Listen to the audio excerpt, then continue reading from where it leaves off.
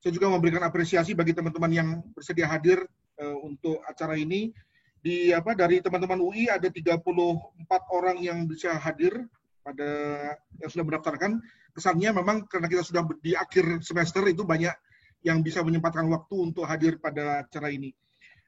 Untuk teman-teman yang dari luar UI, ada beberapa orang teman yang selalu hadir seperti Brother Harry, Romo Daniel, Romo Hans yang selalu hadir bersama-sama kita. Terima kasih Romo dan juga Brother.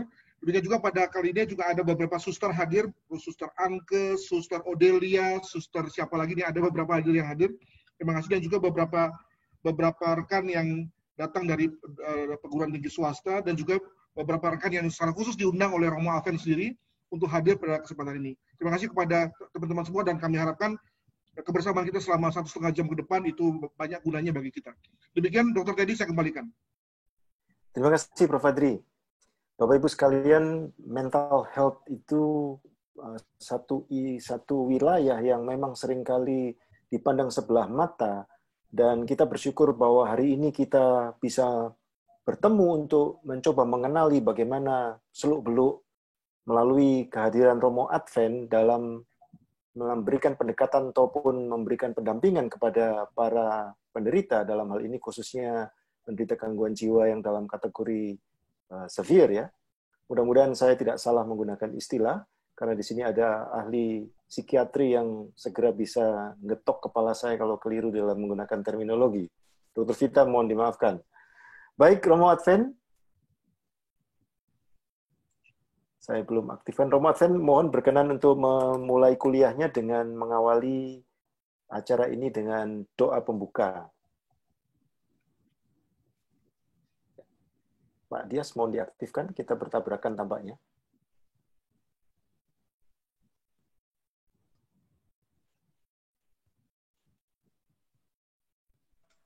Romo Advent, biar kami yang mengaktifkan Romo Advent.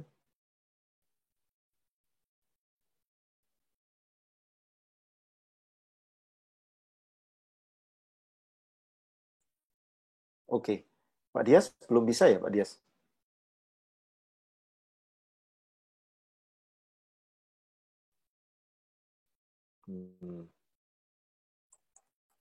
Ya, sebentar. Pak Dias juga masih muted. Bagaimana Pak Dias? Belum bisa? Belum bisa. Coba Dokter Teddy. Dokter Teddy coba. Saya. Kita nggak bertabrakan. Ya, silakan dokter. Belum bisa. Romo Advent, apakah Romo Advent dapat mengaktifkan dari sisi Romo Advent? Masih off itu. Oh, udah. Oke. Sudah.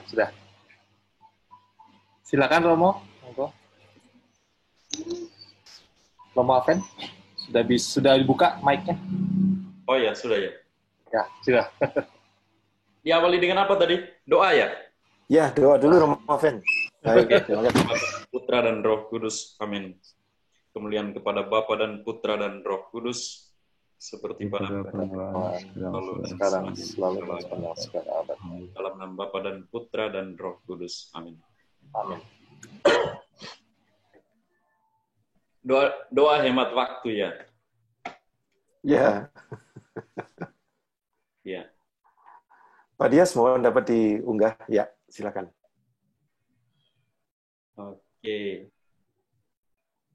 Oke. Salam jumpa teman-teman sekalian. Salam kenal juga. Dan terus terang saya gugup karena profesor dokter semua ini dalam. Ya. Saya mau jelaskan satu hal dulu ya. Tentang judul. Untuk saya itu teologi itu seperti, bisa lihat ini ya.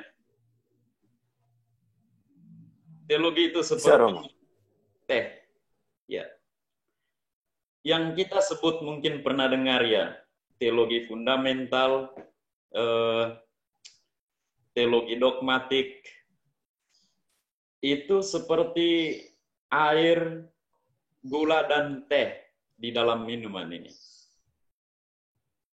Dan pendalaman tentang teh, tentang air, tentang gula, itu adalah ulasan-ulasan teologi fundamental, teologi dogmatik, dan lain-lain. Itu seperti mengulas tentang Yesus, tentang Maria, tentang Allah Bapa, tentang Roh Kudus, tentang kebangkitan, kematian, dan lain-lain. Lalu teologi sosialnya di mana? Dalam pemahaman saya, teologi sosial itu adalah seperti kecapan dari teh. Ya, saya contohkan. Saya minum teh, saya kecap, dan dahaga saya akan teh itu hilang. Teologi sosial itu di situ letaknya. Kecapan akan teh, sekali lagi, minuman teh, dan dahaganya hilang. Ya. Selanjutnya adalah diandaikan bahwa yang perlu mengecap teh, yang perlu dahaganya hilang itu adalah orang-orang dengan gangguan jiwa. Ya. Dan bagaimana orang gangguan jiwa itu disebut sebagai orang yang posisinya di pinggir, kita akan lihat sebentar bagaimana realitas masalah orang dengan gangguan jiwa, masalah pandangan masyarakat terhadap orang dengan gangguan jiwa, dan juga tentang gangguan jiwa itu sendiri. Dan saya tidak merasa bahwa ini adalah sebuah teologi sosial. Cuma karena kemarin Prof. Adi minta untuk omong sedikit tentang perjuangan keberpihakan terhadap orang dan gangguan jiwa di NTT, maka saya spontan saja berpikir, ya cocok untuk paguyuban tingkat level dosen Katolik, ya apalagi UI, ya kita omong saja tentang teologi sosial. Tapi sebenarnya adalah ini bukan terutama konsep teologi sosial. Ini bukan terutama sebuah teologi yang didasari oleh penelitian yang sistematis, melainkan ini hanya sebuah sharing pengalaman. Maka di sini teman-teman sekalian timba pengalaman itu dari saya, tapi juga saya timba dari teman-teman sekalian, dari nanti tukar pikiran, dan juga yang terlibat di sini ada juga beberapa relawan, ya. Dokter Vita itu ya saya kira pernah kunjung orang gangguan jiwa di NTT, dan rencana untuk seminar di Labuan Bajo tempo hari dibatalkan karena COVID. Kurang lebih seperti itu teologi sosial untuk penderita gangguan jiwa, dan juga soal kata pinggir. Ya. Next.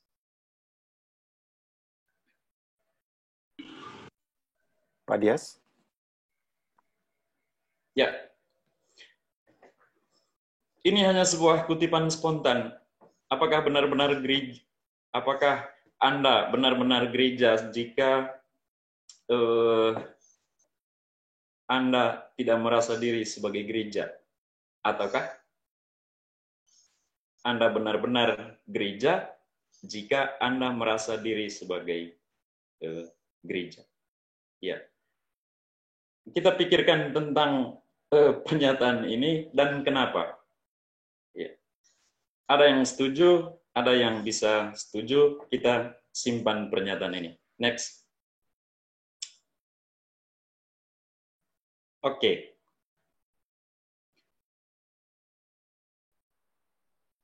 Kurang lebih dalam perjuangan keberpihakan terhadap orang dengan gangguan jiwa atau masalah kesehatan jiwa di NTT, hal yang kurang lebih saya dan teman-teman lakukan adalah, salah satunya adalah kritik.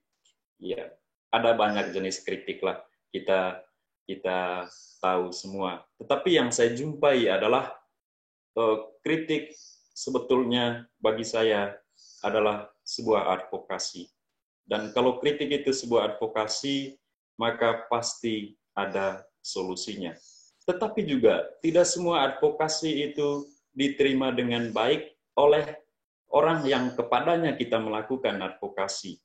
Ada saja pikiran buruk dan lain-lain, ada saja kecurigaan, ada saja anggapan bahwa saya agak dalam tanda kutip memamerkan kebaikan, memamerkan keberpihakan terhadap orang dengan gangguan jiwa. Tapi kita tidak bisa mengendalikan kritik balik dari orang. Tapi kurang lebih adalah yang kita lakukan selama ini adalah sehingga sampai pada tahap sekarang kritik, advokasi, kemudian ada solusi, itu yang sering kita lakukan. Saya sendiri pernah dilaporkan oleh Bupati ND, dilaporkan ke polisi untuk diproses hukum oleh karena kritik terhadap kebijakan yang menurut saya itu pantas untuk dikritik atau diubah atau dibarui. Tapi kelanjutannya ya Bupati takut lagi melanjutkan proses hukum. Ya. Oke, lanjut. Oke. Ini kurang lebih fakta-fakta penderita gangguan jiwa di NTT. Ada fakta pasung, dan pasung itu laki-laki, perempuan, orang tua, anak kecil umur 12 tahun atau umur 13 tahun itu ada. Dan pasung di mana? Ada yang pasung di rumah, di dalam kamar dalam rumah, terpaksa membuat kamar di dapur sebagai tempat pemasungan, atau juga di belakang dapur, atau juga di hutan bahkan. Pasung juga ada yang tanpa dinding, tanpa atap, seperti mungkin pernah lihat orang Flores cara ikat babi lalu ditambatkan pada pohon, atau memang satu kayu ditancapkan dengan sengaja sebagai kayu tambatan ternak. Untuk penderita gangguan jiwa juga jenis pasungnya seperti itu, ada yang seperti itu. Ya. Dan banyak, ya. Selain pasung itu ada juga yang menggelandang. Ada yang menggelandang bertahun-tahun. Ada yang meninggal di jalan. Ya. Dan perempuan maupun laki-laki. Ya. Banyak di NTT. Pasung dan menggelandang. Ya, orang psikiatri bilang apa ya? Gelandangan psikotik, ya. Pemasungan dan gelandangan psikotik ini itu berjalan seimbang dengan kurangnya layanan medis, atau saya sebut sebagai politik kesehatan. Itu berarti sebentar kita akan lihat soal stigma bahwa pemasungan dan gelandangan psikotik ini patut didukung sebenarnya secara tidak sengaja atau dalam tanda kutip oleh pemerintah. Ya. Demikian juga soal bagian bawahnya itu kurangnya layanan sosial. Demikian juga di bawahnya kalau mau dihubungkan dengan teologi atau agama, teologi terlibat atau teologi pemerdekaan. Ya. Jadi itu berjalan seimbang sekali lagi. Pasung, menggelandang, dan kurangnya layanan-layanan ini. Ya. Andaikan ada layanan, maka setidaknya pasung itu pasti berkurang. Menggelandang itu pasti berkurang. Dan bupati bisa berjumpa dengan orang dengan gangguan jiwa di jalan. Kalau yang terkait poin kelima soal layanan sosial gereja, teologi terlibat atau teologi pemerdekaan, orang dengan gangguan jiwa kadang datang ke pastoran. Dikasih makan, selesai, misalnya. Atau kita bertemu di jalan dalam kota atau di kampung, kita di mobil, mereka menggelandang. Ya. Kita di dalam mobil, kita bisa lihat mereka di mana mereka dipasung, misalnya. Entah di hutan, di sebuah pondok, atau di belakang rumah, atau di samping rumah. Ya. Dan sejak kita bergerak mulai tahun 2014, lalu berlanjut 2016 dengan sebuah kelompok relawan, sekarang pemerintah mulai sedikit ya. Memang perlahan-lahan ini. Mulai apa? Mulai melakukan layanan medis. Layanan medisnya apa? Mereka menyediakan obat di puskesmas. Tetapi belum semua puskesmas. Pada kabupaten misalnya ND dan Kabupaten Sika, yang kita harapkan semua puskesmasnya menyediakan obat untuk penderita gangguan jiwa atau menyediakan layanan kesehatan jiwa, tidak semua puskesmas menyediakan itu. Atau kadang terputus-putus. Pasien bisa putus obat selama 2 minggu, selama 3 minggu. Entahlah, ini bagian dari keseriusan atau juga ada hambatan sehingga ini terjadi. Next.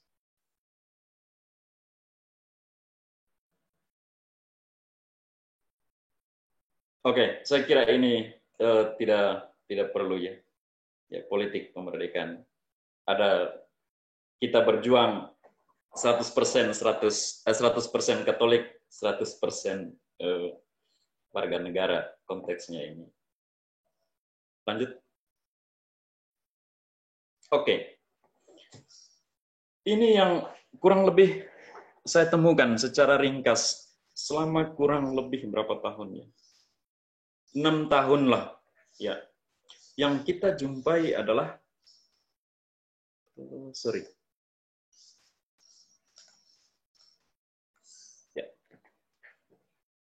Yang kita jumpai adalah stigma. Dan dalam perjalanan saya mengenal bahwa ternyata ada sosial stigma, ada juga self stigma. Tapi pada permulaan sekali dulu, saya mengira bahwa yang kita mau atasi adalah penderita gangguan jiwa dan gangguan jiwanya. Tetapi dalam perjalanan, ternyata bukan soal penderita gangguan jiwa saja, bukan juga soal penderitaan gangguan jiwa, melainkan ada juga penderitaan sosial, yakni stigma. Saya kira bukan hanya di Flores, bahkan di seluruh dunia saya kira, bagaimana orang melihat gangguan jiwa. Oke, katakan saja, di Flores itu orang melihat gangguan jiwa itu pertama-tama itu misalnya apa ya, kemasukan roh jahat, ya, kesalahan adat, dosa nenek moyang, buat pagar di kebun dan ujung dari kayu pagar itu kena binatang milik pemilik alam semesta. Konsekuensinya adalah hukumannya adalah gangguan jiwa. Apalagi ya, banyak hal lah kurang lebih stigma sosial. Maka orang kemana? Orang ke dukun. Iya, orang ke dukun. Dan ada yang pulih. Ya, ada juga yang tidak pulih. Ada yang pulih lalu sakit lagi. Ya. Saya melihat kepulihannya bukan karena dukun, tetapi sebuah penciptaan kondisi yang memungkinkan orang bisa merasa sebuah suasana baru.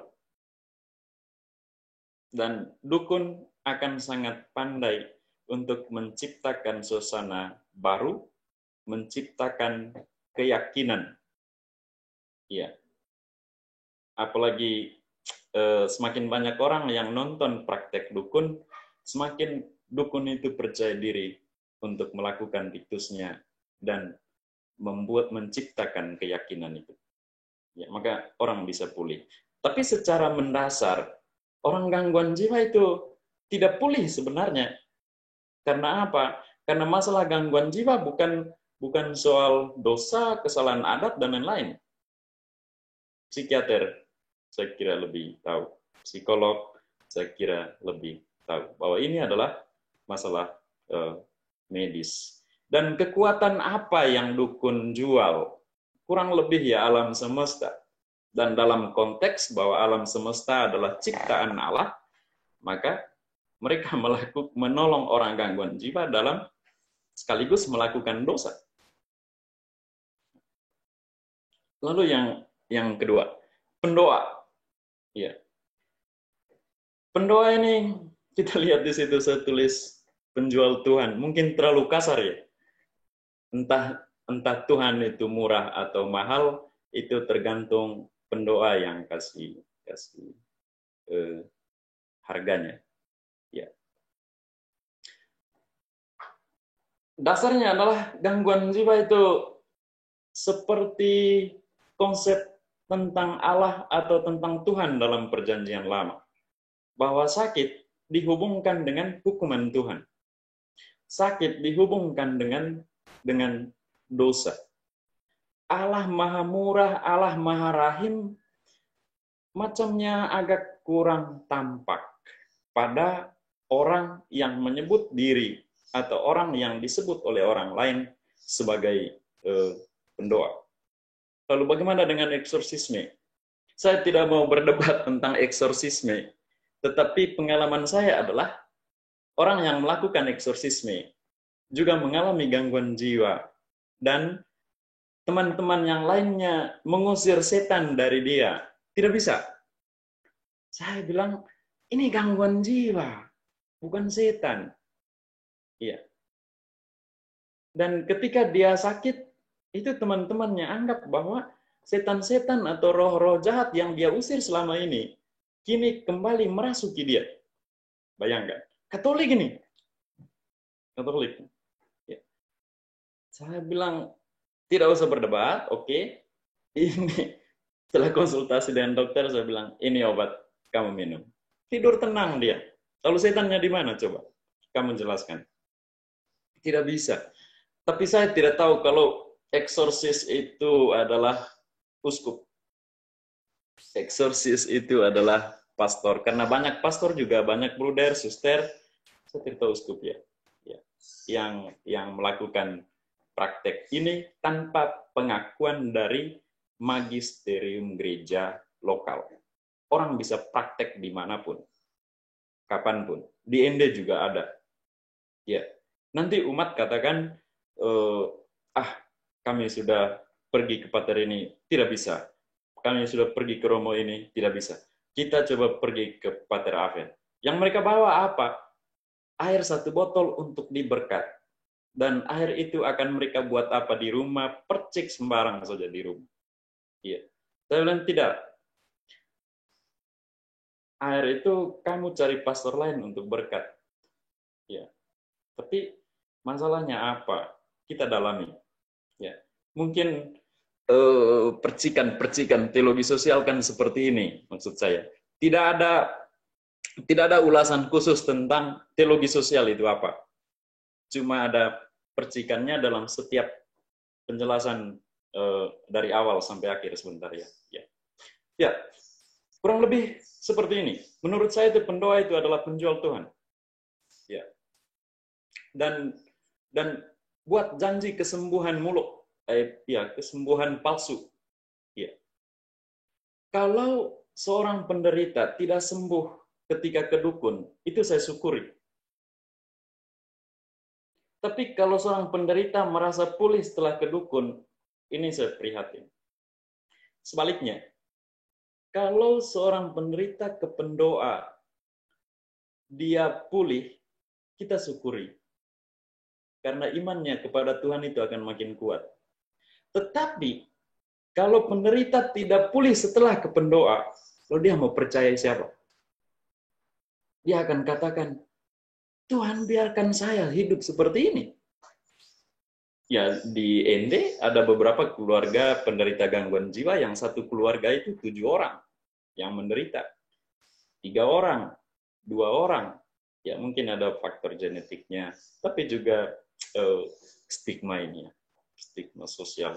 Oke, self stigma itu saya kurang terlalu setuju. Ya, mereka di komunitas peduli skizofrenia Indonesia juga sering ucapkan ini. Sebenarnya menurut saya itu untuk meneguhkan seorang penderita supaya kepercayaan dirinya lebih kuat. Ya, tapi self stigma dalam arti dalam maknanya yang asli, saya kira tidak dalam konteks ini. Ya. Oke. Oke, diskriminasi. Kurang lebih diskriminasi dari praktek diskriminasi sudah diutarakan tadi, yakni pemasungan, membiarkan orang menggelandang, kurung di rumah, di kamar, menjauhkan dari kampung. Ada juga orang dan gangguan jiwa yang dibunuh. Ya. Dibunuh karena dia gangguan jiwa. Di Ruteng, polisi dengan sengaja membunuh penderita gangguan jiwa karena tidak bisa mengejar, maka membunuh. Ya. Kurang lebih itu seperti hukuman mati. Ya. Jadi legal. Tapi saya tidak tahu di hadapan Tuhan itu siapa yang salah, polisi yang menembak atau kapolresnya, atau mereka yang susun undang-undang. Oke, salah satu diskriminasi lainnya di masyarakat adalah keluarga penderita itu diolok, dicibir. Juga kami yang memeduli itu juga dicibir. Ya. Bukan oleh orang-orang yang tidak mengenal kami, tapi oleh orang-orang dekat. Ya. Dan untuk saya ini orang India bilang warna-warni. Warna-warni itu warna-warni dari sebuah perjuangan. Ya. Ya. Kurang lebih seperti itu, dinamikanya dan lain-lain. Oke. Yang ketiga itu mungkin kata yang tepat itu the voiceless, ya. Ya. Supaya dia menjadi kata benda. Kenapa kita mesti peduli terhadap penderita gangguan jiwa? Hal yang paling mendasar untuk saya, oke, soal martabat manusia, soal diskriminasi, soal stigma. Tetapi satu hal sosial yang saya lihat adalah orang dengan gangguan jiwa pada titik tertentu mereka tidak merasa membutuhkan orang. Maka kita sesamanya mesti merasakan bahwa mereka membutuhkan saya. Mereka membutuhkan kita. Orang menggelandang di jalan, kalau dia lapar, mungkin dia tidak minta air di orang, tetapi dia akan mencari air, sisa air yang dibuang oleh orang dari mobil, yang tersisa pada wadah misalnya, gelas aqua, botol aqua, dan lain-lain. Maka saya kira memang hakikat teologi sosial atau orang bilang pastoral kategorial atau apapun namanya, kalau mau dibilang lebih dalam, kuncinya sebenarnya di sini. Maka yang dibutuhkan sebenarnya adalah kepekaan. Ya.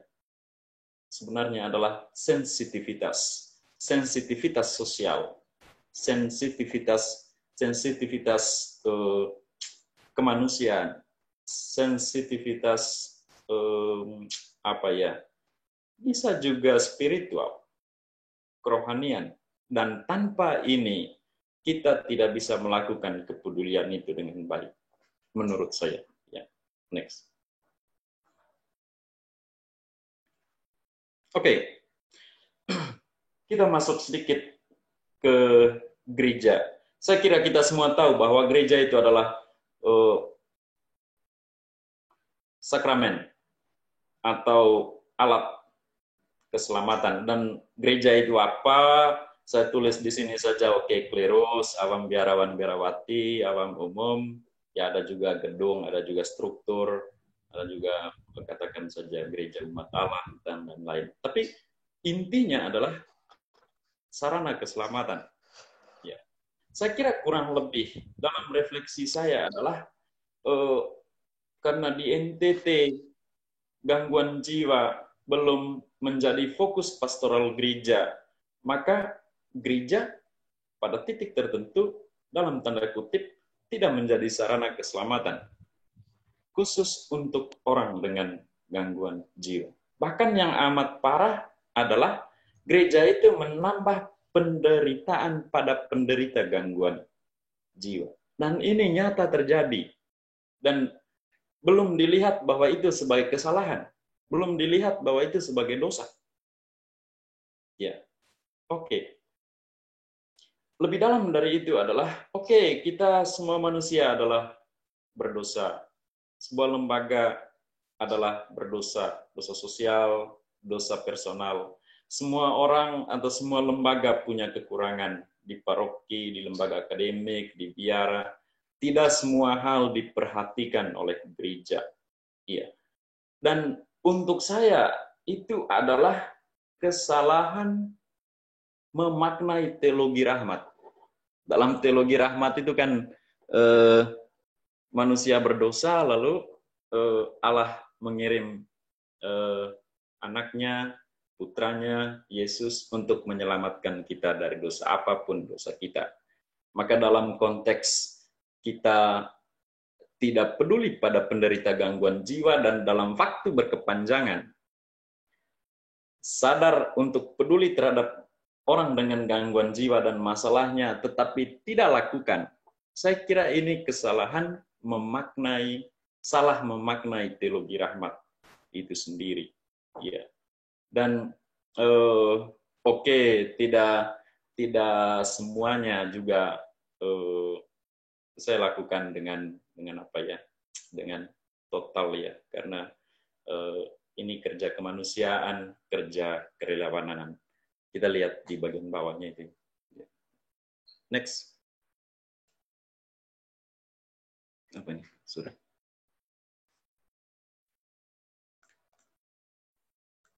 Oke. Kita mulai peduli terhadap penderita gangguan jiwa itu mulai tahun 2014. Dan kembali ke yang saya sudah singgung tadi, ini adalah kebutuhan. Ya. Dan ketika orang tahu bahwa saya peduli pada orang dengan gangguan jiwa, maka banyak orang melaporkan kasus kepada saya atau datang kepada saya, dan saya tidak memiliki cara untuk mengatasinya. Maka yang saya bilang tadi, advokasi itu dimulai di situ sebenarnya. Ya, mungkin bahasa sederhananya kita katakan saja ini hanya telanjur, tetapi tahap demi tahap. Padahal ini adalah gerakan yang fundamental, mengangkat martabat orang yang sudah sekian lama itu bukan martabatnya tidak pernah diangkat, tetapi martabatnya diinjak, ya, diremehkan. Ya. Kita coba buat gerakan itu untuk apa? Untuk ambil martabat atau ambil diri orang dengan gangguan jiwa itu pertama, dari posisi yang pinggir ke pusat perhatian. Kalau selama ini kurang diperhatikan, selalu ada di pinggir dari segala sesuatu yang kita perhatikan, maka kita mengangkat orang dengan gangguan jiwa dari posisinya di pinggir perhatian kepada bukan full ke pusat perhatian sebenarnya, tetapi cukup dia menjadi salah satu dari pusat perhatian. Ya, itu sebenarnya yang kita mau perjuangkan, sehingga tidak ada alasan misalnya perhatian terhadap orang dengan gangguan jiwa tidak dilakukan karena seseorang sedang memperhatikan yang lain. Ya. Dan alasan yang kita terima selama ini dari dinas sosial kurang lebih seperti itu. Ya. Kami belum lakukan karena kami melakukan yang lain. Ini berbahaya ini yang seperti ini. Ya. Dan saya kira kurang lebih apa yang dilakukan oleh Yesus dan para muridnya dulu seperti ini. Orang yang sepantasnya dalam tradisi saat itu dijauhkan, tetapi Yesus datang, angkat, dan taruh ke pusat perhatian orang-orang. Ya. Dan dia tegaskan mereka mesti perhatikan. Mereka mesti diselamatkan. Dan ketika mereka diselamatkan, orang akan heran, apa dasarnya orang ini selamat? Itu. Ya kurang lebih untuk penderita gangguan jiwa juga seperti itu. Orang mengkritik kami ya, buat apa perhatikan mereka? Toh pulih juga tidak pulih 100%.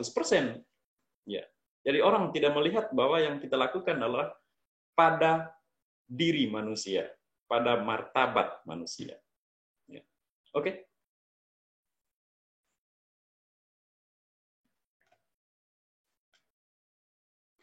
Lalu 2 tahun kemudian ya, 2016, tepatnya 25 Februari, kita coba kumpulkan beberapa orang lah untuk melakukan gerakan bersama. Gerakannya apa? Mengunjungi penderita gangguan jiwa.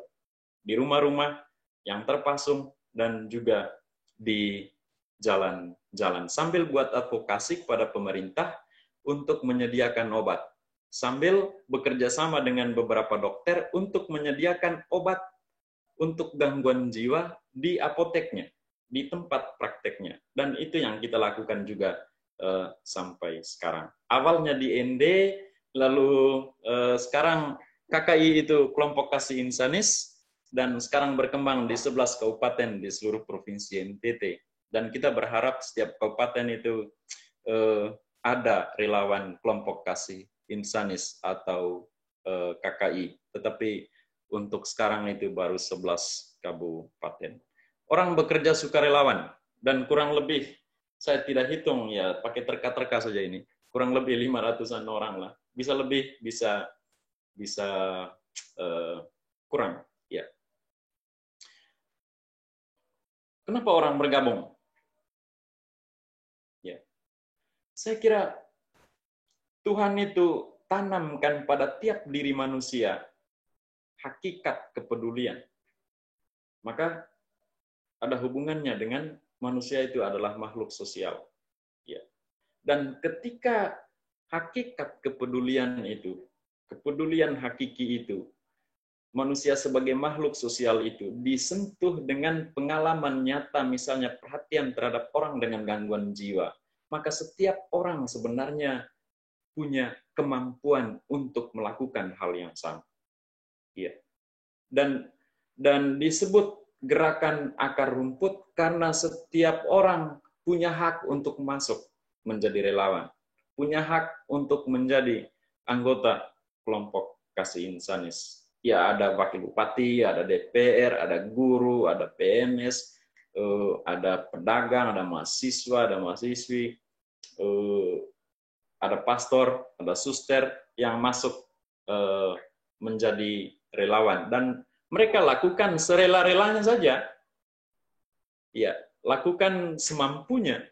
Tetapi mungkin karena baru dilakukan, maka tampak bahwa itu sesuatu yang sama sekali baru, yang punya daya, punya energi, punya daya ubah terhadap masyarakat. Khususnya itu terhadap keluarga penderita gangguan jiwa. Ya, next. Lagi sedikit ya. Ya, kurang lebih kita bisa baca sendiri ya. Aktivitas KKI ini seperti ini. Kunjungan rumah, kunjungan pondok. Ya, karena orang dipasang di pondok ini. Kunjungan gelandangan di jalan-jalan. Pendataan dominan itu melalui media sosial. Kita ambil gelandangan psikotik dari jalan bawa ke rumah. Kalau ada keluarganya, ada yang mengatakan tidak ada keluarganya, lalu mau bagaimana?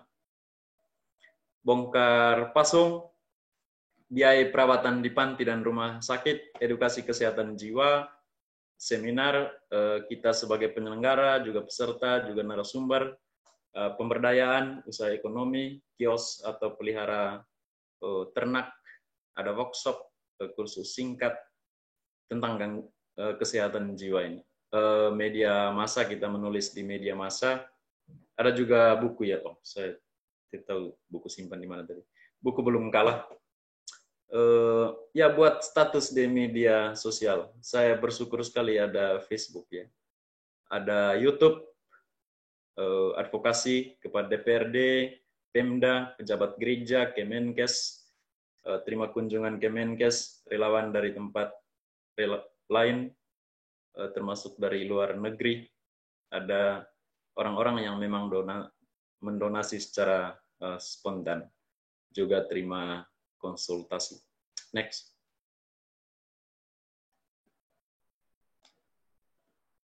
Oke. Ketika ini kita lakukan, banyak orang bahwa ini omong secara ini pribadi ya, saya sendiri. Banyak orang merasa bahwa saya ini punya karisma khusus. Tapi saya sendiri tidak merasakan karisma khusus itu seperti apa. Ya. Menurut saya itu hanya orang yang merasa diri kudus dan baik, merasa diri suci, dia merasakan karisma itu. Tetapi sejauh seseorang tidak merasa diri suci, tidak merasa diri kudus, tidak merasa diri baik, dia tidak merasakan karisma itu. Ya.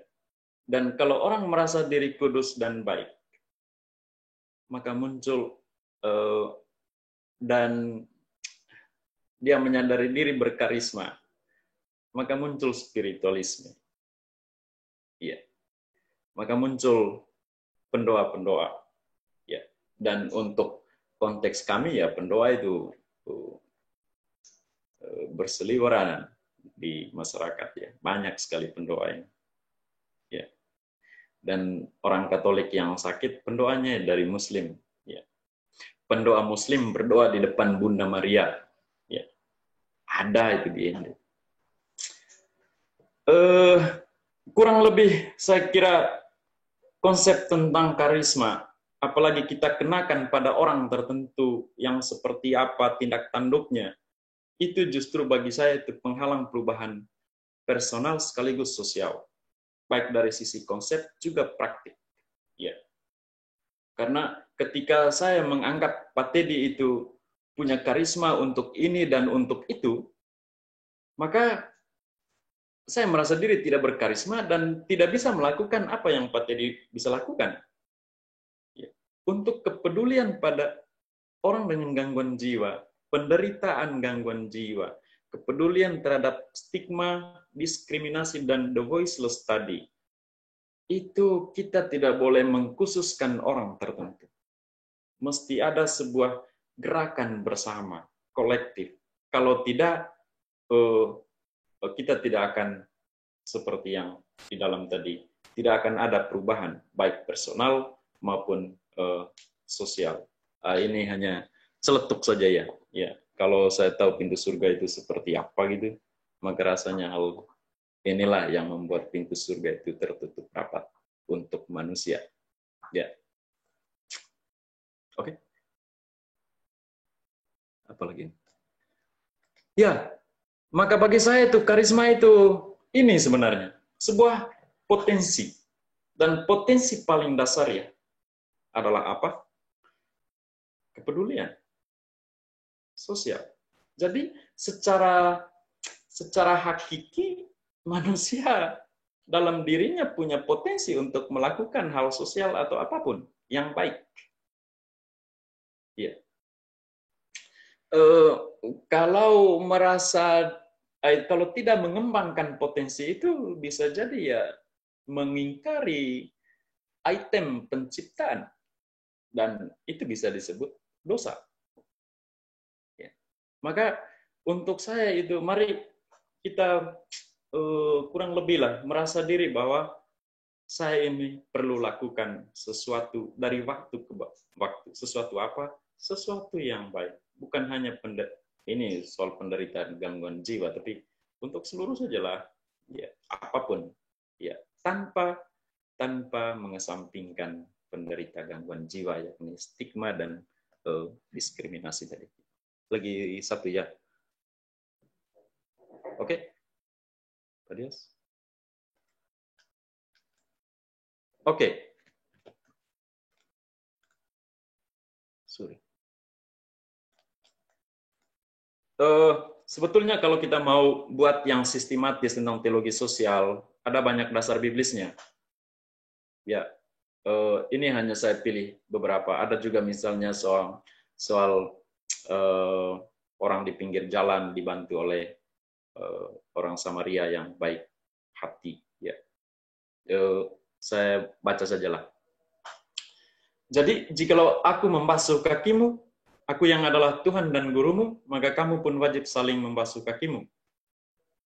Pertanyaannya, apakah kaki yang dibasuh itu termasuk kaki orang dengan gangguan jiwa?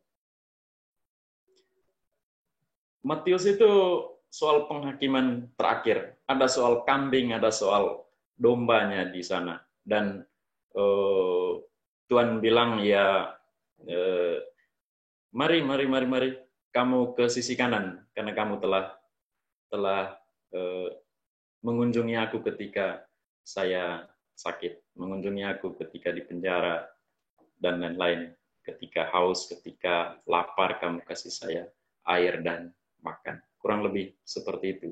Lalu untuk konteks keberpihakan pada penderita gangguan jiwa, mari kita berjalan mengarah ke menjadi domba. Kurang lebih. Ya. Kasihilah sesamamu manusia seperti dirimu sendiri. Apakah orang dengan gangguan jiwa itu adalah diri saya yang lain? Ya. Ataukah orang gangguan jiwa tetap adalah diri mereka? Diri saya tetap diri saya. Itu bisa menjadi penghalang soal kasih terhadap sesama seperti dirimu sendiri. Hendaklah kamu saling mengasihi seperti aku telah mengasihi kamu. Ini menarik, ya. Sebenarnya saya lebih tertarik pada ini. Mengasihi sesama seperti mengasihi diri saya itu kurang mendalam dibandingkan dengan mengasihi sesama seperti Tuhan mengasihi umat manusia. Maka teladan kita adalah bukan kasih terhadap diri, tetapi kasih Tuhan terhadap saya. Kasih Tuhan terhadap sesama. Dan kasih itulah yang mesti dilakukan, yang mesti kita praktikkan dalam hidup kita. Apakah itu salah satunya terhadap orang dengan gangguan jiwa? Bisa didalami dasar biblis ini untuk membuat teologi sosial yang agak sistematis, tapi mungkin belum sekarang, nanti mungkin ya. Yang terakhir, saya kira ya Mas Jose. Oke. Ini salah sebenarnya. Mestinya jiwa teologis, jiwa psikiatris, dan jiwa psikologis. Sama atau beda? Nah, itu saja. Saya kira selesai. Terima kasih. Ya, ini bisa dibaca sendiri. Oke.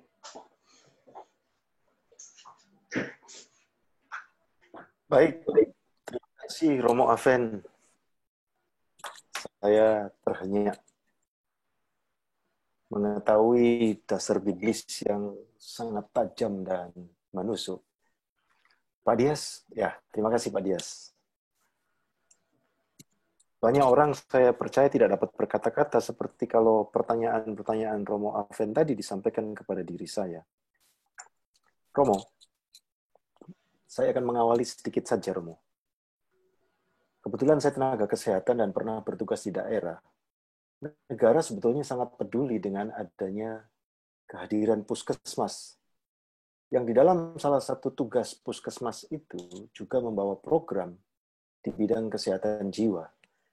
Karena di Kementerian Kesehatan ada Direktorat Kesehatan Jiwa.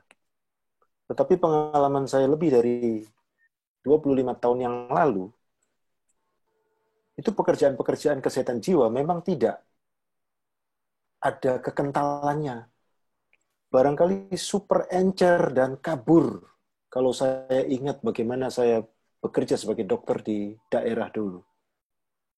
Kabur itu juga masuk dalam keseharian, seperti layaknya saya sebagai dokter dan banyak awam di sekitar saya, bisa tidak tahu bagaimana harus bersikap terhadap ODGJ ini. Saya ingin dengar sedikit Romo, bagaimana pengamatan Romo terhadap peran puskesmas beserta tenaganya di tempat Romo berkarya. Ya, sekarang kan dokter hanya bisa melayani penderita gangguan jiwa kalau terlebih dahulu dia dilatih terkait kesehatan jiwa. Ya, di NTT hanya 4 psikiater, di Flores hanya 1, 3 di Kupang. Maka setiap puskesmas memang dokternya harus dilatih terkait kesehatan jiwa supaya bisa melayani penderita gangguan jiwa. Persoalannya adalah tidak semua dokter di puskesmas itu pernah mengikuti pelatihan kesehatan jiwa. Lalu di beberapa kabupaten dalam tahun ini mereka sebenarnya sudah ada anggaran untuk buat pelatihan itu, tetapi karena COVID ya maka terhalang. Ya, terhalang maka pelayanan terhadap orang gangguan jiwa juga ya terhalang. Ya. Yang kita lakukan adalah selalu bekerja sama dengan dokter di apotek untuk menyediakan obat, dan beberapa dokter kita minta untuk buat resep yang pernah ikuti pelatihan kesehatan jiwa untuk dikirim ke kabupaten-kabupaten lain. Tidak bisa berbicara tentang hal baru, tentang penderita gangguan jiwa atau penderitaan gangguan jiwa tanpa kita memberikan juga obat. Kalau hanya omong, kami tidak berani. Kami mesti konsultasi jarak jauh dulu, sediakan obat, baru pergi kunjung pasiennya. Ya, Ya, Romo, terima kasih. Menarik sekali ada konsultasi jarak jauhnya, Romo. Boleh dijelaskan sedikit bagaimana metode untuk konsultasi jarak jauh yang sudah Romo terapkan? Konsultasinya dengan dokter, atau kita ambil kurang lebih datanya tentang pasien, lalu kita kasih ke dokter. Ya. Kalau mengikuti etika kedokteran tidak akan berjalan ini. Karena dokter dan pasien harus saling hadap-hadapan nih, berhadapan ini. Ya, kalau yang mau seperti itu ya maka tidak akan berjalan tentang kesehatan jiwa di NTT. Ya. Maka yang kita lakukan adalah harus konsultasi jarak jauh pada kasus-kasus tertentu di mana puskesmasnya tidak ada obat. Ya. Ada satu pengalaman keluarga membawa pasien itu bersama pasungannya. Lalu dokternya menolak, silakan kembali, kita omong-omong saja. Saya paham bahwa dia gangguan jiwa, dia dipasung, cukup keluarganya yang datang. Yang penting keluarga itu bercerita, meyakinkan. Ya. Dan sekarang bisa juga dari jarak jauh keluarga berbicara dengan dokter dan dia mendapat obat. Saya kira konteks COVID juga saya kira perkembangannya seperti itu selama ini. Saya tidak tahu beberapa pengalaman beberapa dokter. Ya, baik. Terima kasih, Romo. Pada dasarnya sih di era COVID begini sebetulnya peluang untuk mempraktekkan distance consultation atau telemedicine itu besar sekali dan sangat difasilitasi oleh otoritas berwenang. Khususnya pada waktu pandemi ini menjadi kesempatan bagus untuk bisa praktek kedokteran itu berjalan melalui jarak jauh. Bapak Ibu sekalian, saya undang sekarang untuk mengajukan diri dengan mengaktifkan dengan mengaktifkan fitur angkat tangan bila Bapak Ibu ingin langsung menyampaikan. Ya, saya sambil menantikan Bapak Ibu yang mau menyampaikan secara langsung, saya ingin membacakan beberapa statement dan pertanyaan yang ada di sini. Prof. Joko mengajukan beberapa topik yang terkait dengan teknis. Mungkin Romo bisa memberikan jawaban terhadap upaya pencegahan atau pengenalan atau pendidikan edukasi gitu ya pada masyarakat, keluarga-keluarga, bagaimana mendeteksi dan bagaimana bersikap pada mereka yang menunjukkan gejala-gejala gangguan jiwa yang setidaknya melalui aktivitas KKI yang Romo sudah kerjakan selama ini. Bagaimana itu, Romo? Ya, umumnya untuk konteks kita, kalau masih gejala-gejala, orang tidak langsung katakan bahwa dia mengarah ke gangguan jiwa. Tunggu orang mengamuk, orang emosi sembarangan, tidak tidur berminggu-minggu, baru dibilang, Pater, ini ada orang dengan gangguan jiwa begini, begini, begini. Atau mereka menceritakan gejala-gejala tanpa mengatakan bahwa dia bukan gangguan jiwa, Pak. Mereka akan katakan jelas seperti itu. Karena untuk konteks kita, gangguan jiwa itu mesti mengamuk, pukul orang, merusakkan, dan lain-lain. Ya. Tapi ada sekian banyak orang ya, tidak banyak lah, ya, yang konsultasi secara pribadi ke saya bahwa mereka mengalami ini, mengalami itu, dan identitasnya kita sembunyikan karena terkait stigma tadi, terkait diskriminasi. Maka memang ada orang-orang yang saya kira 70-an orang yang ada dalam data saya yang hanya saya yang tahu bahwa mereka sedang mengalami ini. Mereka sedang konsumsi obat. Sementara relawan-relawan yang lain tidak tahu. Ya. Untuk menghindari tebalnya stigma, tebalnya diskriminasi. Dan kita syukuri bahwa orang terbuka dan katakan itu. Ya. Kurang lebih seperti itu yang saya paham. Ya. Ya, terima kasih Romo Advent. Sayang sekali saya tidak dapat mendengar respon Romo karena saya mengalami disconnection. Tapi tidak apa-apa, nanti Bapak Ibu yang bisa memberitahu apa respon Romo. Bapak Ibu, saya kehilangan chat yang ada oleh karena disconnected. Saya mohon bantuan Pak Dias untuk membacakan pertanyaan dari Prof. Sulis atau statement Prof. Sulis tadi. Pak Dias, bantuan? Ya, yang terakhir yang Prof. Sulis membicarakan tentang sharing tadi, menggugah secara konseptual. Pertanyaannya adalah apakah misalnya terjadi kepada ODGJ yang perempuan, apabila terjadi misalnya kasus pelecehan seksual, kasus hukum yang pembuktiannya amat sulit di pengadilan, bahkan di proses penyidikan pendidikan kepolisian juga. Hukum acara pidana Indonesia membebankan pembuktian kepada korban. Bagaimanakah pengalaman Romo tentang ini? Itu saja. Ya, pelecehan seksual ada banyak bentuk ya. Karena sekarang kan undang-undang PKS itu kan belum disahkan atau sudah? Belum, masih dibicarakan. Ya itu kan. Ya. Jadi kecuali KDRT itu ada undang-undangnya. Tapi kalau pelecehan apapun namanya terhadap perempuan, kalau dia bukan di bawah umur, anak bawah umur, maka tidak akan diproses secara hukum. Dan ini kasus kita satu atau dua pernah terjadi dan dibiarkan seperti itu. Dan kita rawat pasiennya, ya, terawat. Ya. Baik, terima kasih. Pak Dias, bolehkah saya dibantu? Ya. Masih ada yang belum terbaca tadi di bawah. Ya.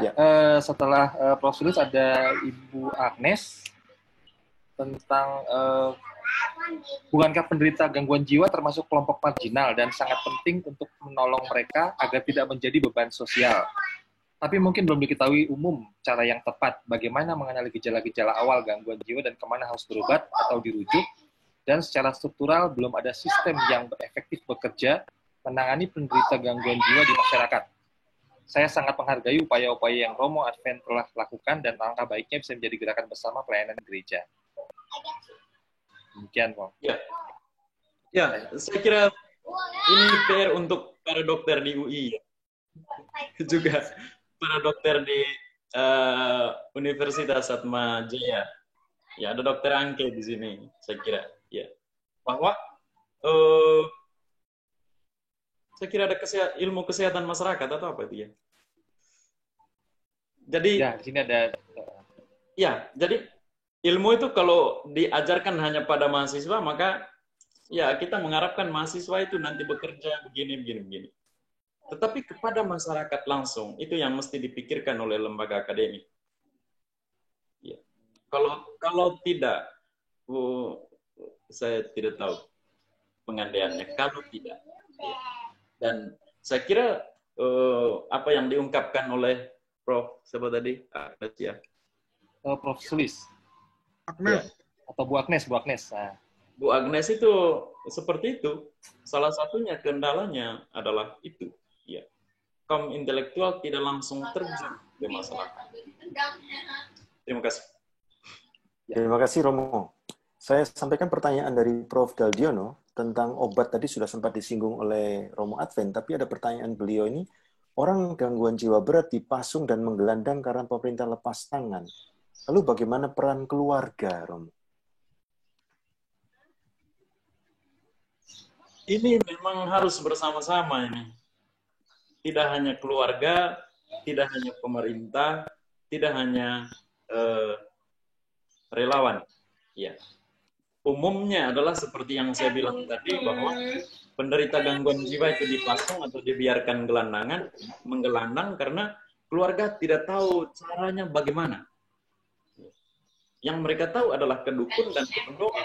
Dan ketika tidak pulih, maka dibiarkan. Itu semacam nasib begitu. Ya.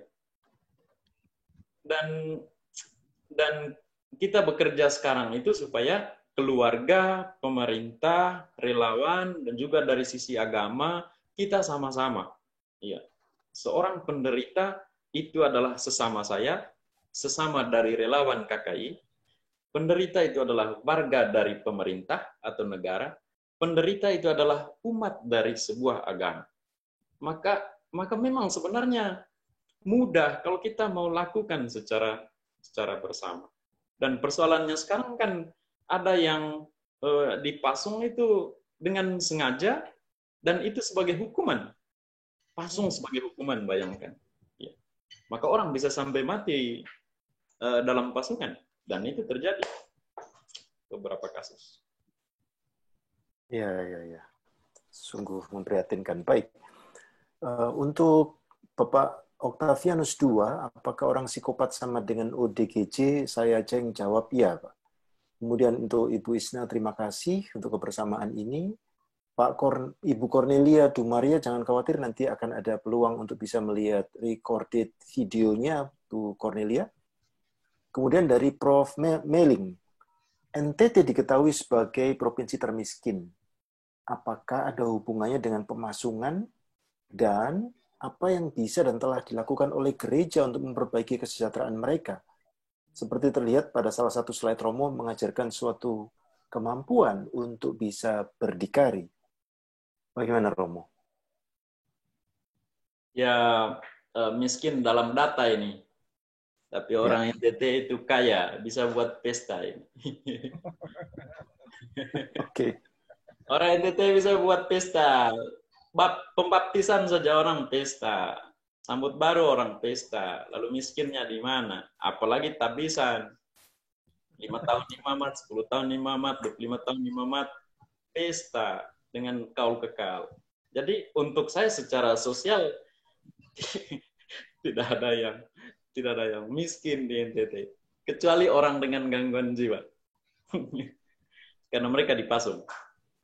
Karena mereka dibiarkan menggelandang. Itu yang miskin, yang asli itu sebenarnya. Ya. Dan wow. Ya, gereja itu pedulilah, masa gereja tidak peduli. Cuma memang yang realnya seperti apa itu yang selalu kita bicarakan dengan Bapak Uskup saat ketemu Uskup Agung Ende, mau mere, Ruteng saat ada Pitjennya, kita selalu bicarakan. Lalu untuk Flores ada 2 panti rehabilitasi jiwa, satu di Ruteng milik Bruder-Bruder Caritas, ya, yang tentu juga didukung oleh gereja lokal. Demikian juga di Maumere itu milik suster-suster CIE yang juga tentu didukung oleh gereja lokal. Yang kita mau berjuang ke depan adalah rumah sakit swasta milik biarawan, biarawati atau milik uskupan. Paling tidak itu mereka menyediakan layanan kesehatan jiwa. Ini masih rencana ke depan, tapi sebelumnya sudah dibicarakan dengan beberapa pemimpin gereja lokal. Semoga akan terlaksana ya. Sehingga tidak hanya andalkan pemerintah ini. Ya. Kurang lebih begitu. Terima kasih, Romo. Miskin itu seperti itu. Ya, terima kasih, Romo. respon pertama Romo tentang soal kemiskinan ini betul-betul saya melihat kepedihan yang ada pada pengamatan Romo dan apa yang Romo alami ya. Tapi syukur bahwa statement Romo memberikan penjelasan bagaimana peran gereja cukup melegakan untuk kita dengar bersama. Baik, saya undang sekarang Pak Irwanto untuk menyampaikan pertanyaan ataupun pandangannya. Silakan Pak Irwanto. Ini Prof. Irwanto ini dari Pusat Anak. Ya, saya Ahmad Jaya Irwanto. Terima kasih. Selamat, Boleh Prof. diaktifkan kameranya, Prof? Selamat untuk Romo. Oke, selamat, Prof. Hanya dengar nama selama ini. Enggak, saya cuma mungkin hanya begini deh, mengingatkan bahwa dalam kebijakan kesehatan di Indonesia itu terjadi dikotomi antara sektor sosial dengan sektor kesehatan. Jadi di mana ada gejala seseorang kehilangan fungsi sosial, itu dimasukkan ke dalam departemen sosial. Dan orang yang kehilangan fungsi sosial, begitu masuk ke departemen sosial, menjadi orang miskin. Walaupun tidak miskin, menjadi orang miskin. Dan dirawat dengan investasi yang miskin. Karena departemen sosial itu mengalami investasi yang luar biasa kecilnya, karena saat ini departemen sosial itu mendapatkan jatah tidak lebih dari 1,2 paling GDP, padahal kebutuhannya mungkin seharusnya sampai 5%. Tapi tidak mempunyai dana seperti itu, sehingga apa yang terjadi, karena dirinya sendiri tidak mampu, uang yang ada kemudian diserahkan atau dititipkan kepada LSM-LSM. Inilah mereka lah yang kemudian menjadi infrastruktur perawatan orang yang mengalami disfungsi sosial, termasuk ODGJ. Jadi ada persoalan kebijakan yang makro menurut saya, persoalan kebijakan makro yang sangat mempengaruhi nasib saudara-saudara kita yang saat ini mengalami gangguan jiwa. Hanya itu sih, catatan kecil aja. Baik, terima kasih Prof. Irwanto. Romo mau memberikan respon? Ya. Ya, dalam tanda kutip, sukanya pemerintah itu seperti itu. Ada uang, ini uang. Ya, oke. Kamu buat proposal, ada uang. Gitu.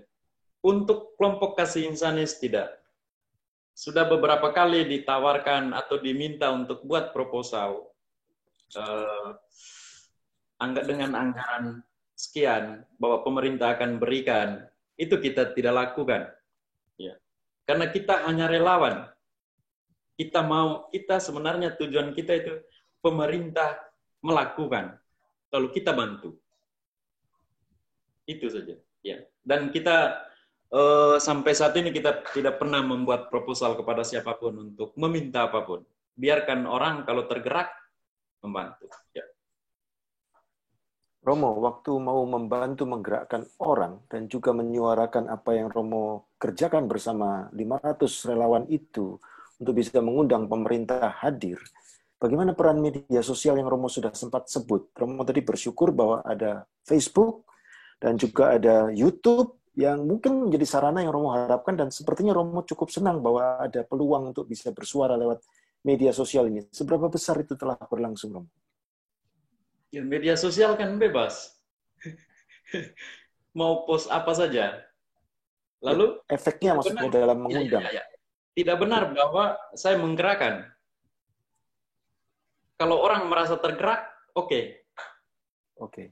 Ya, keluarga penderita gangguan jiwa atau tetangganya merasa tergerak untuk menginformasikan kepada saya atau kepada teman-teman relawan bahwa ada penderita gangguan jiwa, oke.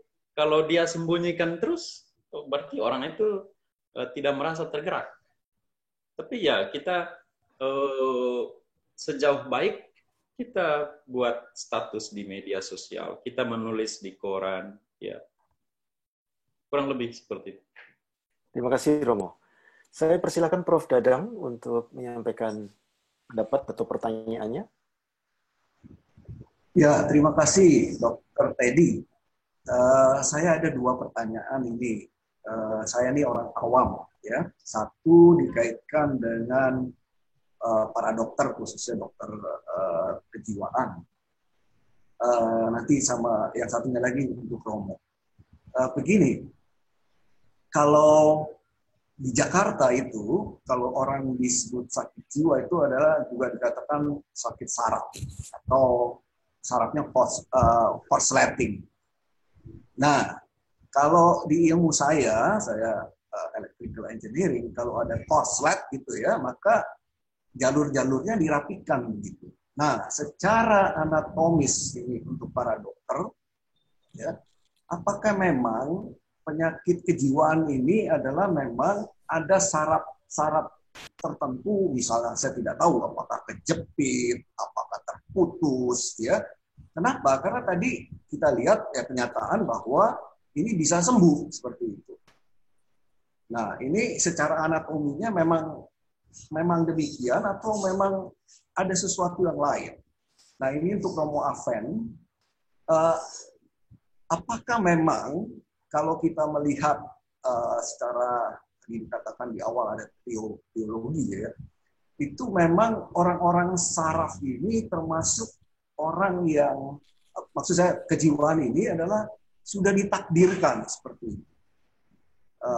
Ya, memang sudah ditakdirkan seperti itu sehingga ini pendapat saya, kalau begitu memang kuncinya adalah memang empati seperti tadi disampaikan, baik itu empati mulai dari negara sampai dengan kita sendiri, apalagi gereja dalam hal ini, karena tadi juga ada kesembuhannya itu dikatakan oleh dukun dalam pengertian ini atau oleh pastor yang hanya diajak ini. Jadi kuncinya apakah benar empati yang diutamakan terutama seperti ini.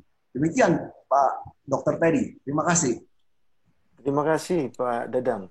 Romo, saya undang sebentar Dr. Hervita untuk memberikan jawaban ya Romo ya. Silakan Dr. Vita. Terima kasih banyak Dr. Teddy. Mohon izin ada Kepala Departemen saya Dr. Siste. Terima kasih Romo untuk mengangkat topik ini. Jadi memang kalau dibilang orang dengan gangguan jiwa, pertama-tama memang yang pertama banyak dibicarakan oleh Romo dan juga memang itu perhatian saya. Saya meneliti pasung itu semenjak tahun 2008 gitu. Jadi saya bahkan mengikatkan diri saya untuk betul-betul fokus hanya belajar tentang pasung selama 10 tahun terakhir. Sehingga terus kemudian lebih dari 10 tahun ya. Sehingga akhirnya bersyukur karena memang peraturan Menteri Kesehatannya sampai keluar di tahun 2017. Namun saya jadi tahu gitu bahwa regulasi saja memang tidak cukup untuk memayungi semua hal. Menjawab tadi pertanyaan Prof. Dadan tentang ini apa sebenarnya yang terjadi di otak gitu ya. Ini sulit ya, karena manusia itu bio, psiko, dan sosial gitu. 3 lingkaran yang menurut saya nggak bisa dianggap kadang-kadang satu melebihi dibandingkan yang lain. Yang berikutnya saya harus cermati bahwa orang dengan gangguan jiwa yang kita bicarakan yang terkait dengan pasung itu lebih banyak yang gangguan jiwa berat. Dalam hal ini dari penelitian-penelitian kami mengatakan bahwa hampir sekitar 90% itu adalah skizofrenia. Jadi mereka yang tidak mampu membedakan mana yang nyata dan mana yang tidak nyata. Sementara masih ada gangguan jiwa lain yang sebenarnya spektrumnya bervariasi dari yang ringan sampai berat, jadi yang depresi, cemas, dan sebagainya. Sehingga memang saya bisa memahami cerita Romo tadi ketika ada yang bertemu dengan pendoa lalu kemudian membaik.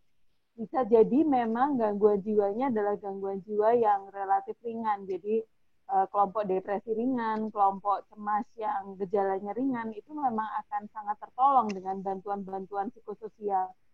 Namun kalau kita bicara tentang penyakit skizofrenia, memang riset-riset terbaru mengatakan bahwa sebagian besar terjadi karena kayak neurotransmitter yang imbalance. Jadi ketidakseimbangan zat-zat kimia otak itulah yang kemudian akhirnya mengembangkan mengapa obat menjadi penting gitu. Namun saya kebetulan bidang saya adalah psikiatri komunitas atau psikiatri sosial. Sehingga saya melihat sama seperti yang Pak Afen tadi sampaikan, andai kata minum obat pun tidak 100% kemudian selesai semua persoalan. Demikian juga yang tadi Prof. Irwanto juga sampaikan. Mengapa? Karena memang kalau di Indonesia ya kita masih struggling dengan pemberian obat dan kepatuhan minum obat. Karena memang akses ke obat itu sangat terbatas.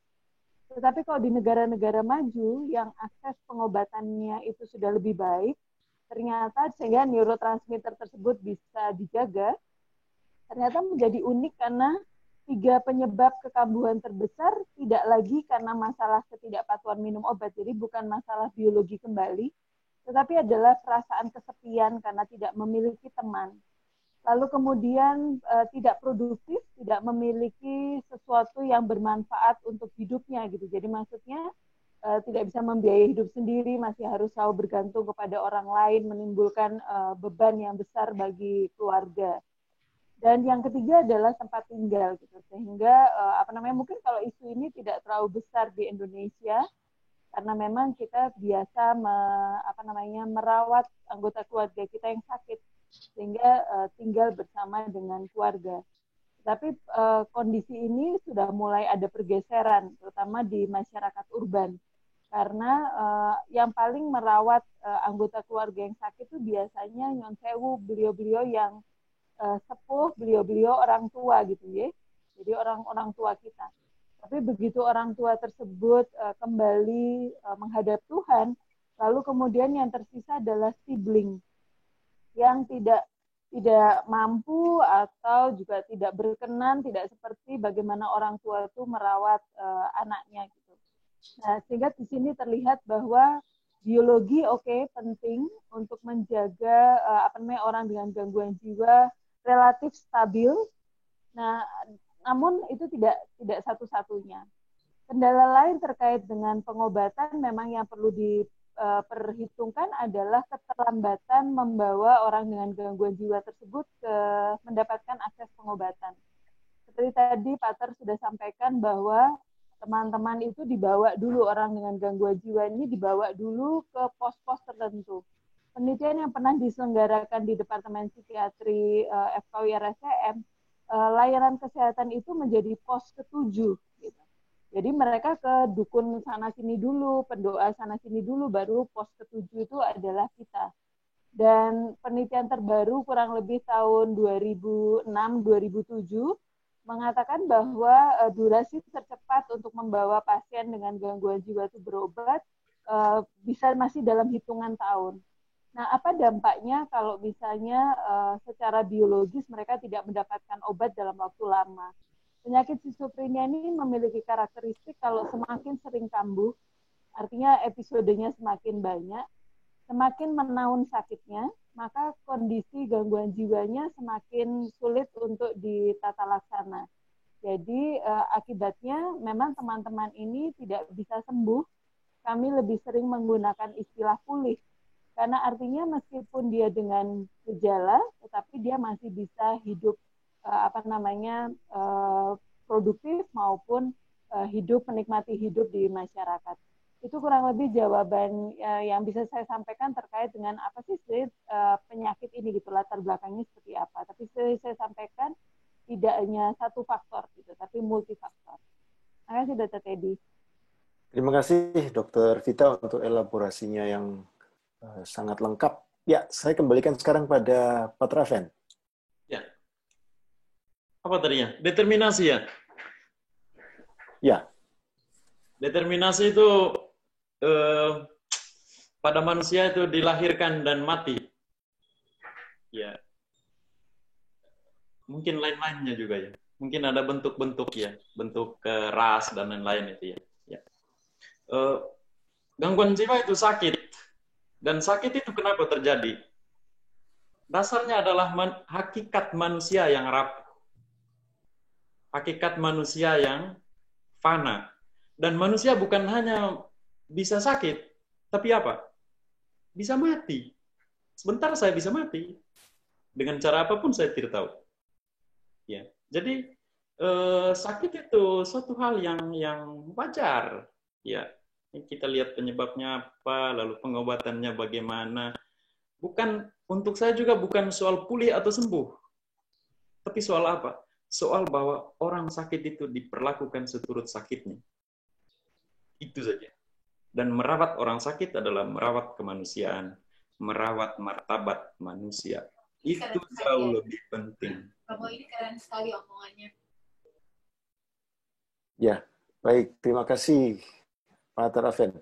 Saya bacakan dari Ibu Puspita Sari. Apakah jumlah ODGJ yang terkesan besar itu menandakan adanya problem kultural di sana? Seperti misalnya perempuan di sana cenderung mengalami marginalisasi, Romo?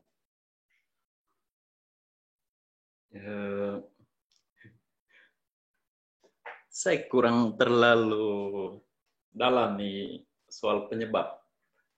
Ya, namanya penyebab apapun itu saya kurang alami. Yang saya dalami adalah orang sedang sakit, lalu sakitnya apa, lalu diarahkan kemana, lalu diobati. Persis misalnya saya malaria, saya tidak cari nyamuknya. Ya oke, semprot dan lain-lain, tapi kan nyamuk muncul lagi, DBD selalu datang. Ya, jadi persoalan ini sebenarnya universal, tidak ada yang khusus. Ya, sejauh orang mengalami sesuatu yang bisa menjadi pemicu dia mengalami gangguan jiwa, dia alami, gitu.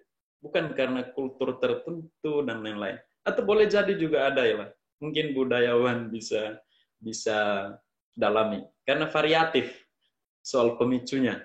Ya di mana-mana. Kita omong tentang NTT, mungkin lebih khusus budayanya bagaimana, tapi omong di tempat lain bisa jadi budayanya juga jadi pemicu. Ya, tidak terlalu khas untuk saya. Ya, biasa saja itu. Karena ada juga orang Jawa di NTT yang gangguan jiwa, gitu kan.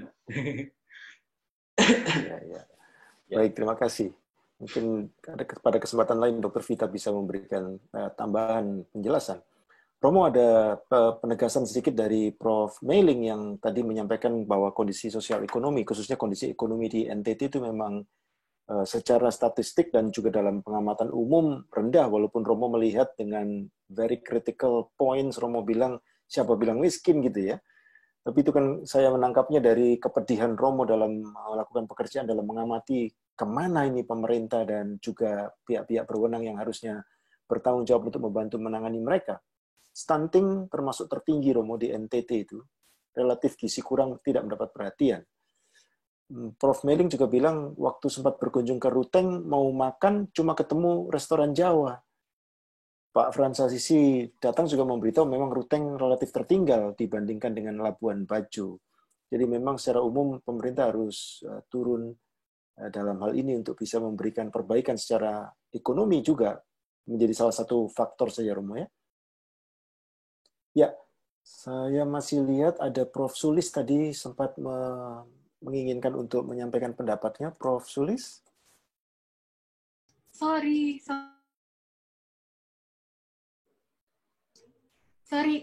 Pak Teddy, saya sendiri lupa, maaf. Ya, silakan. Terima kasih banyak. Saya sebetulnya hanya ingin mengelaborasi yang tadi saya tanyakan secara tertulis. Sebetulnya yang disampaikan oleh Romo, barangkali kalau dari perspektif perempuan ada banyak hal yang tersembunyi. Maaf Romo, saya prihatin dengan semua korban sih, tidak memandang gendernya apa. Tapi karena saya pernah membantu mendampingi kasus anak perempuan yang disable seperti itu, gangguan jiwa, itu memang diskriminasinya luar biasa. Jadi dia tidak hanya mengalami pembedaan, pembatasan, dan pengucilan, tapi di depan hukum dia juga memang luar biasa. Tidak bisa ditanya, tidak bisa apa, untuk polisi bisa melakukan penyidikan, penyelidikan, lalu hakim yang katanya harus mencari kebenaran material itu juga tidak bisa mendapatkan kebenaran material dari anak tersebut. Padahal dari hukum acara pidana, pembebanan pembuktian itu ada pada korban. Nah, yang saya ingin, bukan saya saja ingin saya tanyakan, tapi mungkin penting bagi Romo di sana untuk memberi literasi itu loh, Romo, kepada kan ada NGO dampingan korban gitu ya, aparat penegak hukum, mereka harus punya yang tadi Romo bilang itu loh, sensitivitas kemanusiaan. Jadi bukan soal dia sembuh atau nggak sembuh, tapi soal bagaimana dia diperlakukan sebagai manusia untuk mendapatkan hak-hak dan keadilannya. Itu sih. Terima kasih banyak, Pak Teddy. Baik, silakan. Terima kasih Bu Sulis. Silakan Pak Traven. Ya, untuk kami sendiri ya kita memang mesti agak padat programnya dan lain-lain, karena semakin ke depan ini semakin banyak yang mesti ditangani, semakin banyak yang mesti diatasi, maka kerjasama dengan berbagai pihak memang harus dilakukan. Lalu terkait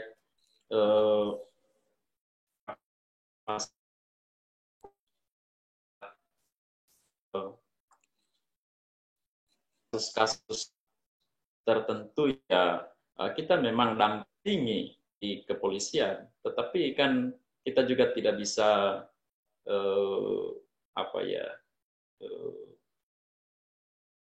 bertindak lebih jauh ya selain mendampingi. Ya, ada juga korban pelecehan misalnya yang mencabut kembali laporannya dan lain-lain. Ya, saya kira ini persoalan universal ya, yang terjadi di mana-mana dan butuh banyak orang untuk mengatasinya. Untuk orang gangguan jiwa di NTT banyak laki-laki, perempuan sedikit. Oh, lebih sedikit perempuannya. Ya, mudah-mudahan ada partner pendamping ketika ada kebutuhan untuk itu ya, Romo. Maksudnya KKI-nya dapat pendampingan. Ya, ya, kita kerjasama dengan dinas sosial lah, dengan tim terpadu pemberdayaan perempuan dan perlindungan anak. Ya. Iya, baik.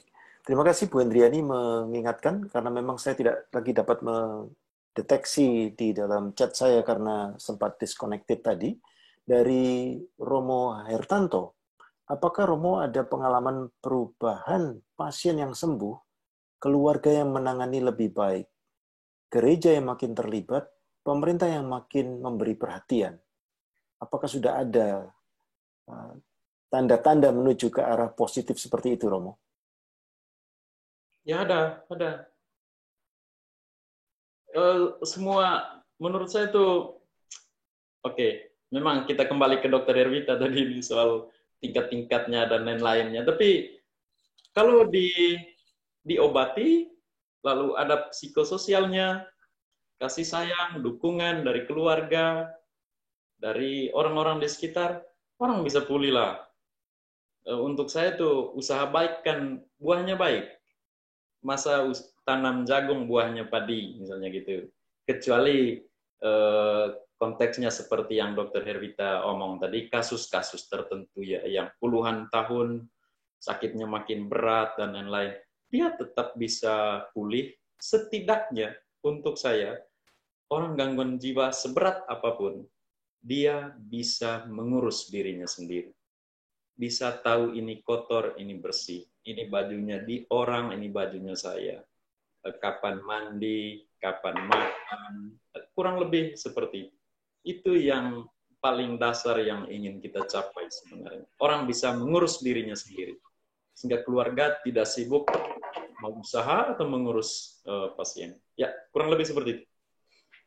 Terima kasih, Romo. Dari Prof. Hadi Pratomo, kalau di Ponorogo, Jawa Timur ada julukan Kampung Gila atau Kampung Schizophrenia. Dan ada juga Kampung Idiot. Kalau yang Kampung Idiot, memang pernah diteliti ada kekurangan kandungan yodium. Sedangkan Kampung Schizophren memang dekat dengan kantong-kantong kemiskinan. Apakah di NTT, daerah-daerah tertentu yang relatif kejadiannya lebih banyak dibanding dengan daerah-daerah yang sama di NTT? Itu pertanyaannya, Romo. Itu stigma lah itu, nama kampung itu. Ya, untuk kampungnya ya, Romo ya. Ya, tidak boleh tidak boleh nama lokasi atau nama kampung seturut keadaan manusianya. Ya. Itu kan stigma namanya. Ya, tidak ada lah nama-nama begitu di sini. Ada, saya kira di NTT baru satu yang desa siaga jiwa. Artinya ada kader-kader kesehatan jiwa yang mereka diedukasi terkait kesehatan jiwa dan mereka perhatikan khusus untuk penderita gangguan jiwa di wilayah desanya. Ya. Oke. Gila tadi ya. Mungkin Pak Teddy saya tambahkannya. Soal kata gila itu ya. Ya, silakan Romo. Gila juga itu stigma ya. Saya selalu contohkan gila itu pertama arti positif dari gila. Itu apa? Misalnya orang Jepang bisa buat robot dan robot itu bisa main bola kaki. Gila orang Jepang ini. Hebat. Seorang mahasiswa dari TK sampai dia kuliah nilainya 89. Gila orang ini. Itu berarti gila itu apa? Gila itu sebuah prestasi. Gila itu sebuah kebanggaan. Itu arti positif. Lalu arti negatifnya apa? Arti negatif dari gila itu misalnya ketua MPR, ketua partai, ada villa, ada mobil, gaji sekian, harta berlimpah, korupsi lagi. Gila orang ini. Ya. Atau misalnya Menteri Agama, urus orang naik haji, dan lain-lain, omong yang kudus-kudus dan suci, korupsi lagi. Gila orang ini. Ya. Arti positif dari gila itu prestasi, arti negatif dari gila itu adalah keburukan moral. Dan kalau keburukan moral, tempatnya adalah mesti direhab, dan direhab di penjara atau di lapas. Ya. Lalu gangguan jiwa itu apakah sebuah prestasi? Apakah sebuah keburukan moral? Tidak. Gangguan jiwa itu adalah sakit. Dan karena sakit, dia mesti ditangani secara medis. Dan sakitnya seperti apa? Seperti yang Dr. Herwita jelaskan tadi. Tetapi kan ini stigmatisasi. Kata gila itu selalu dipakai maksudnya untuk orang dengan gangguan jiwa. Dan kurang lebih hal ini perlahan-lahan berkuranglah dalam waktu-waktu ke depan soal penggunaan kata gila. Ya. Baik, terima kasih Pak Ter. Saya persilakan Ibu Irin untuk... Ya, terima kasih. Selamat sore semuanya. Yang pertama saya mau katakan dulu bahwa tadi Romo katakan mengenai karisma. Ya, oke, kita tidak gunakan kata karisma di sini. Mungkin ini adalah suatu panggilan untuk Romo Advent secara khusus, sehingga diletakkan di dalam hati Romo Advent perhatian terhadap kelompok marginal yang bernama orang dengan gangguan jiwa. Itu saya pikir ini suatu panggilan khusus.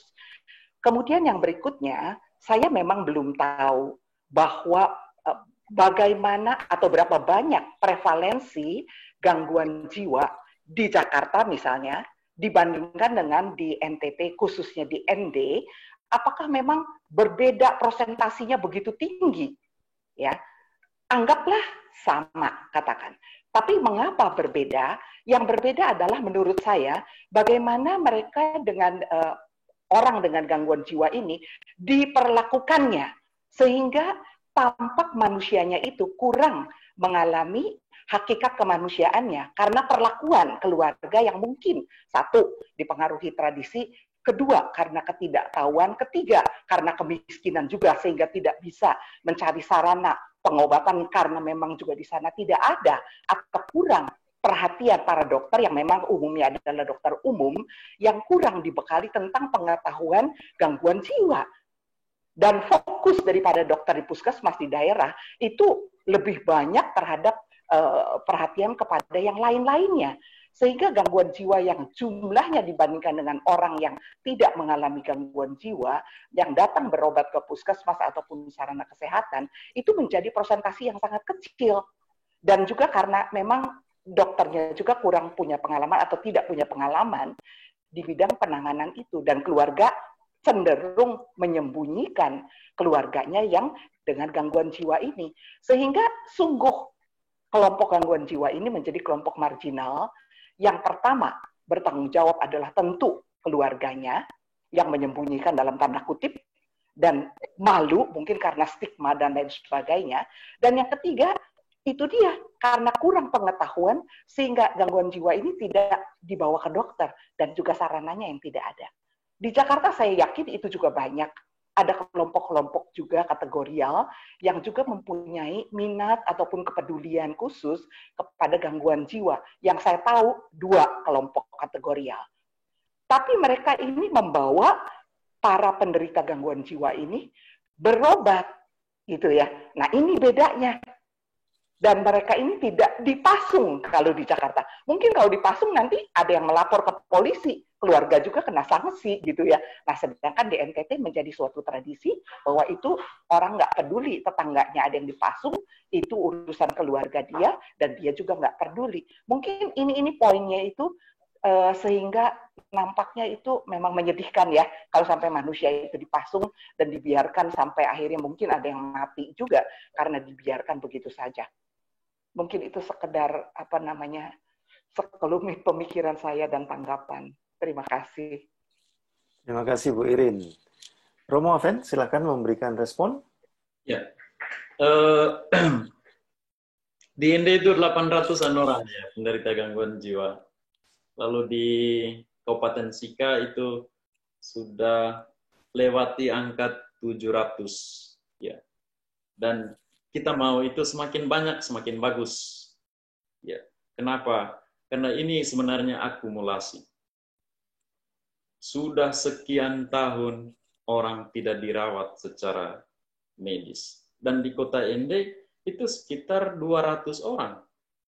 Ya, dan tadi juga saya baru dapat informasi 1 pasien. Jadi hampir tiap minggu itu, tiap bulan itu selalu ada. Termasuk di kota. Yang kita harapkan sudah terdata semua, tapi toh tetap ada. Dan bukan baru muncul, tapi sudah bertahun-tahun tidak dirawat, belum mendapat layanan medis, atau masih dalam pengetahuan seperti yang Bu Irene bilang tadi ya, masih pengetahuan lama tentang gangguan jiwanya, masih ke dukun, masih ke pendoa. Ya. Dan kita harapkan ke depan ini makin banyak yang terdata dan yang baru jatuh sakit mudah-mudahan cepat kita tahu supaya lekas ditangani. Dan beberapa yang kita tahu kan baru 2 bulan sakit, baru 3 bulan sakit, ya sekarang sudah bekerja kembali. Ada yang SMP, ada yang SMA, ada perawat, ada pegawai di pengadilan, PNS, ada guru yang sakitnya baru 3 bulan ya. Itu kita langsung tangani dan cepat pulihnya. Ya. Apalagi tadi ya? Baik. Itu ya. Ya Bu ya. Ya, nggak apa-apa kan. Ibu Irin tadi menyampaikan pandangannya memang. Ya, kurang lebih itulah. Ya. Ya, baik. Terima kasih Romo. Saya mengundang Pak Roy, Prof. Roy.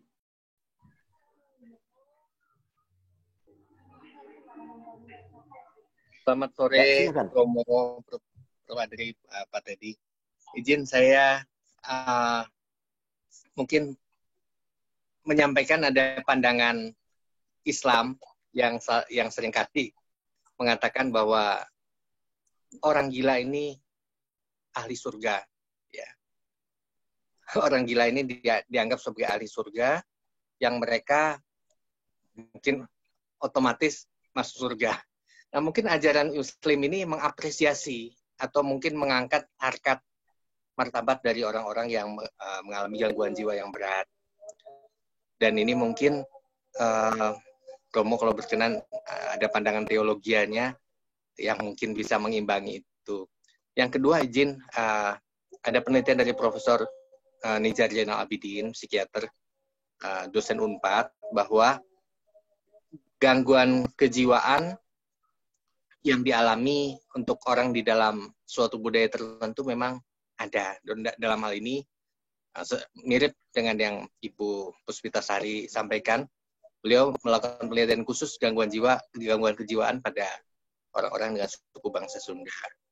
Mungkin dengan memahami culture ataupun basic assumption and belief that are shared by the member yang berada di situ, mungkin bisa menyedikitkan atau mencegah agar tidak makin banyak orang yang mengalami gangguan kejiwaan, atau bisa memanage sehingga jumlahnya bisa, kan ada tahap pencegahan ya, dan tahap penanganan. Terima kasih Romo.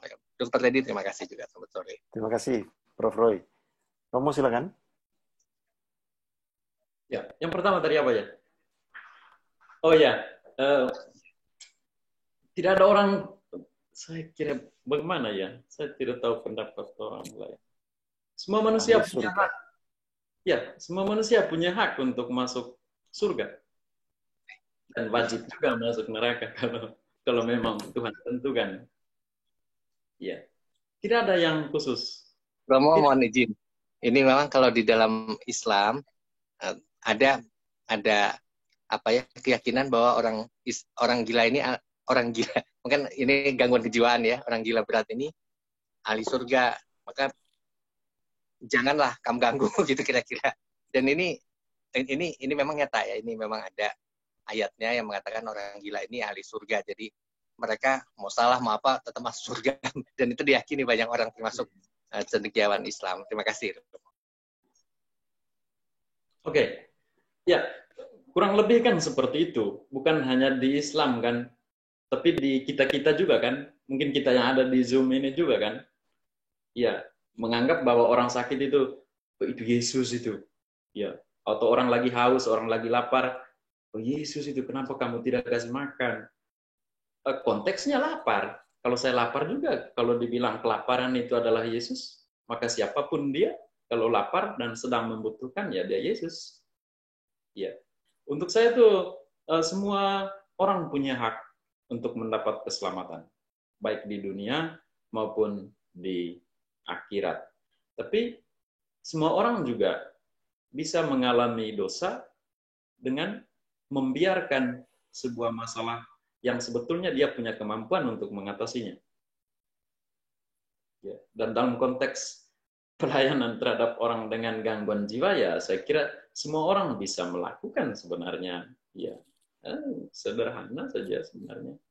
Tidak usah membenci, tidak usah memukul atau bagaimana, ya itu sudah baik kan. Ya, dan kita sudah Yesus juga kita, dan melakukan kepada Yesus yang sama. Kalau konteksnya seperti itu, kalau pandangan teologis sedikit ya. Yang kedua tadi apa ya? Penelitian yang terkait gangguan kejiwaan pada suatu suku bangsa. Romo, terima kasih. Oh ya, tentulah kalau kita dalami ya ada pemicunya, ada unsur budaya sebagai pemicu, tapi kan tidak ada penyebab tunggal, tidak ada pemicu tunggal untuk munculnya penderitaan gangguan jiwa. Tidak ada pemicu tunggal untuk pengalaman sakit jiwa atau gangguan jiwa. Mesti kompleks dia. Ya, tidak hanya budaya, tidak hanya genetik, tidak hanya sosial, tidak hanya kerohanian, tidak hanya ekonomi, dan lain-lain. Ya, tapi dia macam akumulatif lah, kurang lebih seperti itu. Ya, tidak ada faktor tunggal. Ya, bukan seperti malaria. Malaria seperti nyamuk ini, nyamuk itu, gitu. Oke. Ya, baik. Terima kasih. Saya undang Prof. Adri untuk menyampaikan pertanyaannya. Terima kasih Dr. Teddy. Saya hanya ingin ini, Romo, ketika kita misalnya menghadiri tahbisan Romo-Romo, maka di akhir upacara tahbisan itu lalu kemudian diumumkanlah penempatan atau penugasan dari sang Romo muda ini. Ya, lalu misalnya dikatakan bahwa ditugaskan di paroki apa gitu ya, dan kemudian semua orang bertepuk seperti terkejut lah begitu. Saya ingin melihat pada konteks Romo, apakah Romo juga pada waktu dari awal itu ditugaskan untuk mengurusi ODGJ ini, atau sebetulnya itulah satu hal yang Romo temukan sendiri dalam masa tabisan Romo begitu. Bagaimana Romo? Tidak ada. Tidak ada yang khusus lah. Saya sekarang juga kan bukan khusus saya. Saya kerja di Flores Post, medianya SPD. Saya pemimpin redaksi ya. Dan sekarang kelola media online Flores Post itu lalu dengan YouTube. Jadi tugas saya itu ada itu. Juga tinggal di biara untuk calon-calon bruder. Kita juga mengajar beberapa materi kuliah. Lalu orang dengan gangguan jiwa, akar rumput tadi, kepedulian tadi, iya. Jadi belum menjadi sesuatu hal yang sistematis di dalam SPD, ya di dalam SPD. SPD itu saya punya kongregasi, ya. Tapi pemimpin mendukung saya untuk lakukan, oke, itu sangat saya syukuri. Saya izin kemana atau pergi kemana, tinggal beritahu bahwa saya membuat seminar, kunjung pasien, bongkar pasung, ketemu pemerintah, oke, kamu jalan. Tetapi lihat tugas utamamu. Jadi masih dibedakan dari tugas utama, lalu tugas kerelawanan. Ya.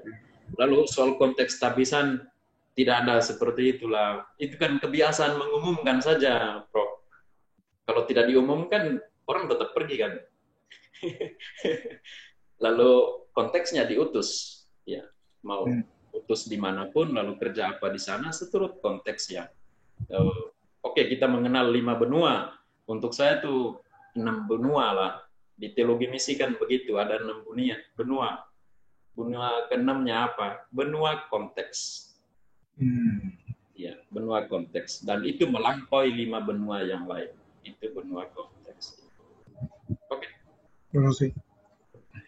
Terima kasih, Romo. Saya undang Pak Octavianus. Pak Octavianus 2. Ya, selamat sore Dr. Teddy, selamat sore Romo Aven, dan selamat sore Bapak Ibu semuanya. Bisa mendengar suara saya? Jelas. Iya. Oke, terima kasih. Sebelumnya saya menyampaikan terima kasih karena saya sudah diundang untuk mengikuti forum ini. Saya sendiri pun rasa sangat bangga untuk mengikuti kuliah daring kali ini. Perkenalkan, saya adalah nama saya Octavianus. Saya itu salah satu keluarga dari ODGJ, dan keluarga saya di sini adalah bapak saya sendiri, ayah saya sendiri yang tadi kita bicara tentang soal kepedulian, kita bicara tentang respect. Itu bukan berarti bahwa yang kita lihat, yang kita keluarga rasakan dan yang kita saksikan di keluarga itu bukan tidak adanya kepedulian dari orang-orang yang ada di sekitar kita. Ada kepedulian dari keluarga di sekitar kita, cuma keluarga sendiri, orang-orang yang ada di sekitar kita itu tidak berani untuk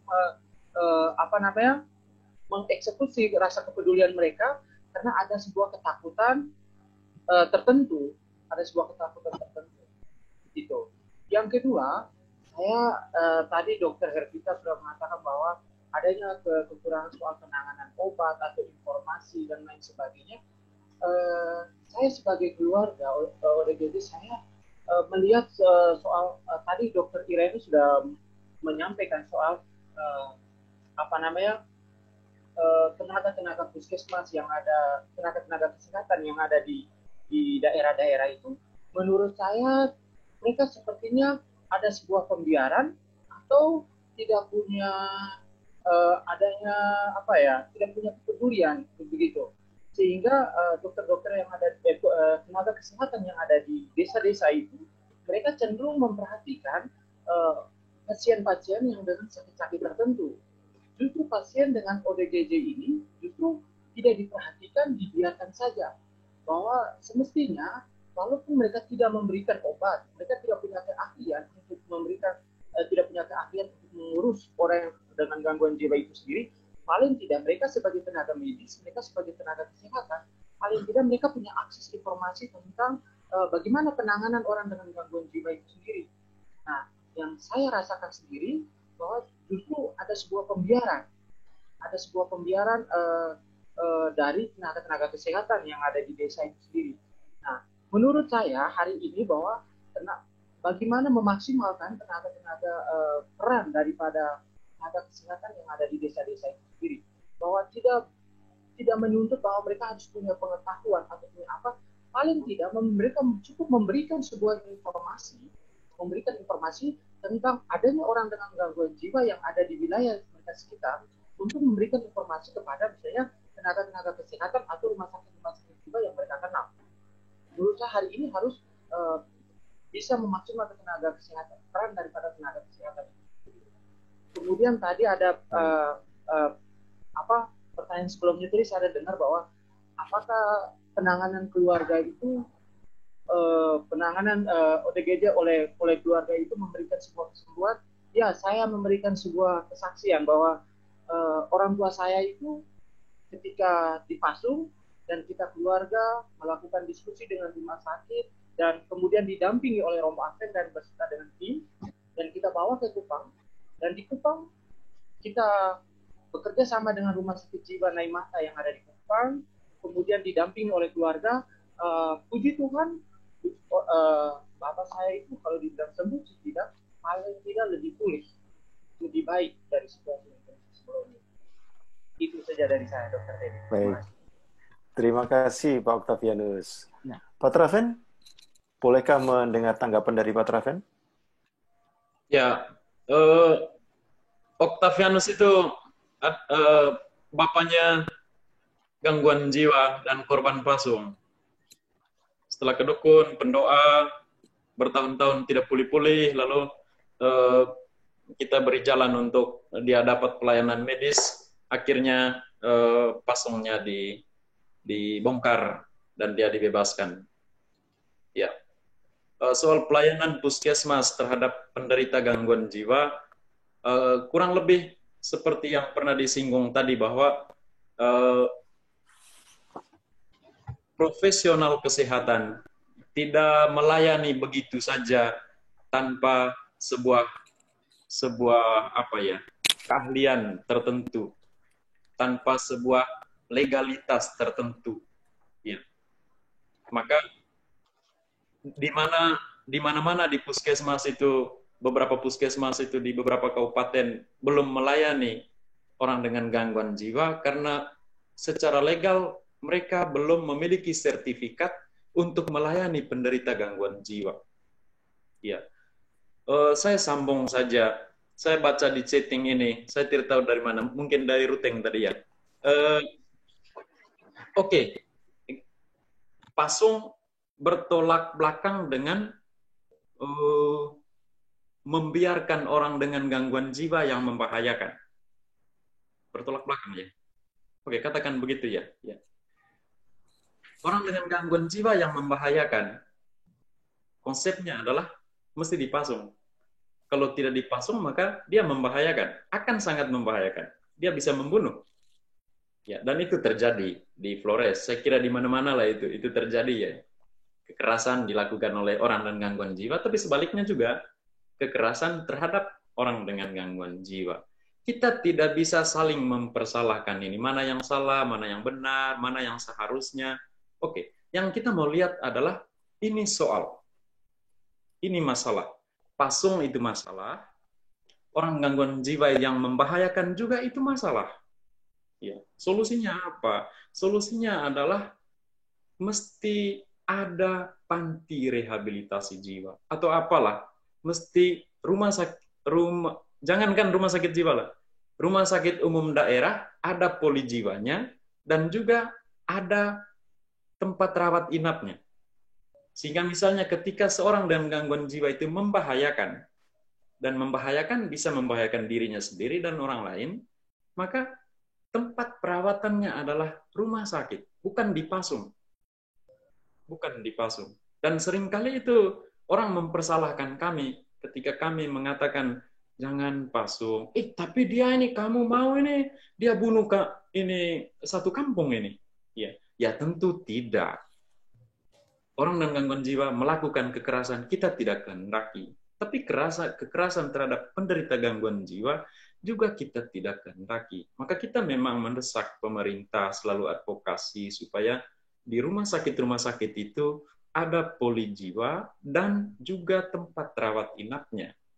Ya, itu yang selalu kita perjuangkan. Entah kapan dan sejauh itu belum ada, maka pasang akan tetap ada. Terima kasih. Baik, terima kasih. Romo Advent, luar biasa bahwa Romo berkenan berbagi dan kami semua mendapatkan pengayaan atas sharing Romo, dan tentu di sisi yang lain adalah kami juga merasa sebagai komunitas besar ini punya PR yang luar biasa. Untuk saya pribadi, dasar biblis yang Romo sampaikan tadi ada 4 poin tadi luar biasa tajamnya. Tapi sayang kita harus mengakhiri pertemuan kita yang sudah mencapai 2 jam ini, Romo. Mungkin ada kesempatan baik lagi yang membuat kita bisa berbagi lebih lanjut dan juga berbuat sesuatu untuk mendukung pekerjaan-pekerjaan Romo yang mudah-mudahan tidak hanya untuk NTT tapi secara lebih luas bagi banyak ODGJ di seluruh pelosok negeri ini. Bapak Ibu, kita harus mengakhiri pertemuan pada hari ini, dan untuk itu saya mengundang Prof. Adri untuk memberikan pengantar penutupnya. Wah, pengantar kok ya, penutup. Memberikan penutupnya gitu. Silakan. Terima kasih Dr. Teddy. Ya, terima kasih Dr. Teddy. Saya meminta kepada Dr. Hendriani untuk siap-siap memimpin doa penutup. Sebelumnya saya ucapkan terima kasih Romo Advent atas pencerahannya. Saya kira banyak kita yang tidak bisa ngomong nih, tidak bisa berkata-kata gitu terkait dengan pengalaman Romo ini. Saya kira, tapi tentu saya akan meminta izin kepada sejawat dan juga kepada moderator kita Romo Swa, apakah kita misalnya dari kelompok dosen bisa membantu sekedarnya terkait dengan kebutuhan dari kelompok insanis yang Romo pimpin, tapi saya asumsi bahwa banyak sekali kebutuhan finansial yang dibutuhkan oleh kelompok Romo. Mungkin kita bisa menggalang biasalah amplop gitu untuk kelompok yang Romo pimpin. Tapi nanti kami akan ngomong dulu dengan sejawat kami. Selanjutnya pada hari Jumat kita akan bertemu lagi teman-teman sekalian. Berkenan Pak Dr. Teddy untuk memasang kembali posternya. Kita akan bertemu pada hari Jumat jam 4 bersama dengan Romo Hertanto. Dari NTT kita akan pindah mendengarkan pengalaman dari Kawanua, dari Pineleng nih. Mungkin ada hal-hal yang menarik, dan judulnya saya sudah menarik, 1000 dapat 1. Ini kita bicara mengenai pengalaman dalam rangka panggilan yang umumnya lalu seret ya dari sisi keberhasilan. Tapi besoklah kita dengarkan pengalaman dari Romo Hertanto sebagai Ketua STF Seminari Pineleng. Demikian Dr. Teddy, Romo, dan sekarang saya mengundang Dr. Hendriani untuk memimpin doa bagi kita menutup acara ini. Silakan Dr. Hendriani. Adi, Bapak Ibu, Mas dan Mbak semuanya, mari kita menundukkan kepala dan berdoa untuk menutup pertemuan hari ini. Atas nama Bapa dan Putra dan Roh Kudus, amin. Bapak, terima kasih hari ini kami dapat berkumpul secara virtual dan belajar bersama. Semoga kami juga dapat dan terus dapat berbuat untuk tingkatkan martabat manusia di lingkungan kami. Salam Maria penuh rahmat, Tuhan sertamu. Terpujilah engkau di antara wanita, dan terpujilah buah tubuhmu, Yesus. Santa Maria, Bunda Allah, karena kami yang berdosa ini, sekarang dan waktu kami mati. Amin. Atas nama Bapa dan Putra dan Roh Kudus. Amin. Terima kasih. Terima kasih Bapak dan Ibu. Terima kasih Romo. Ya, terima kasih. Terima kasih semuanya. Ya, terima kasih semuanya. Terus Terima kasih sehat Romo. Terus sehat Romo Ya. Advent. Terima kasih Romo Advent. Sehat, Terima kasih. Terima kasih. Terima kasih Dr. Teddy. Terima kasih semua Toro. Terima kasih Pak Dias. Sama-sama Dr. Ibu. Sama suami OGDJ juga. Dias. Terima kasih ya. Ya, sampai ketemu Bapak Ibu. Selamat malam. Jumat. Selamat malam Malam. semuanya. Bye.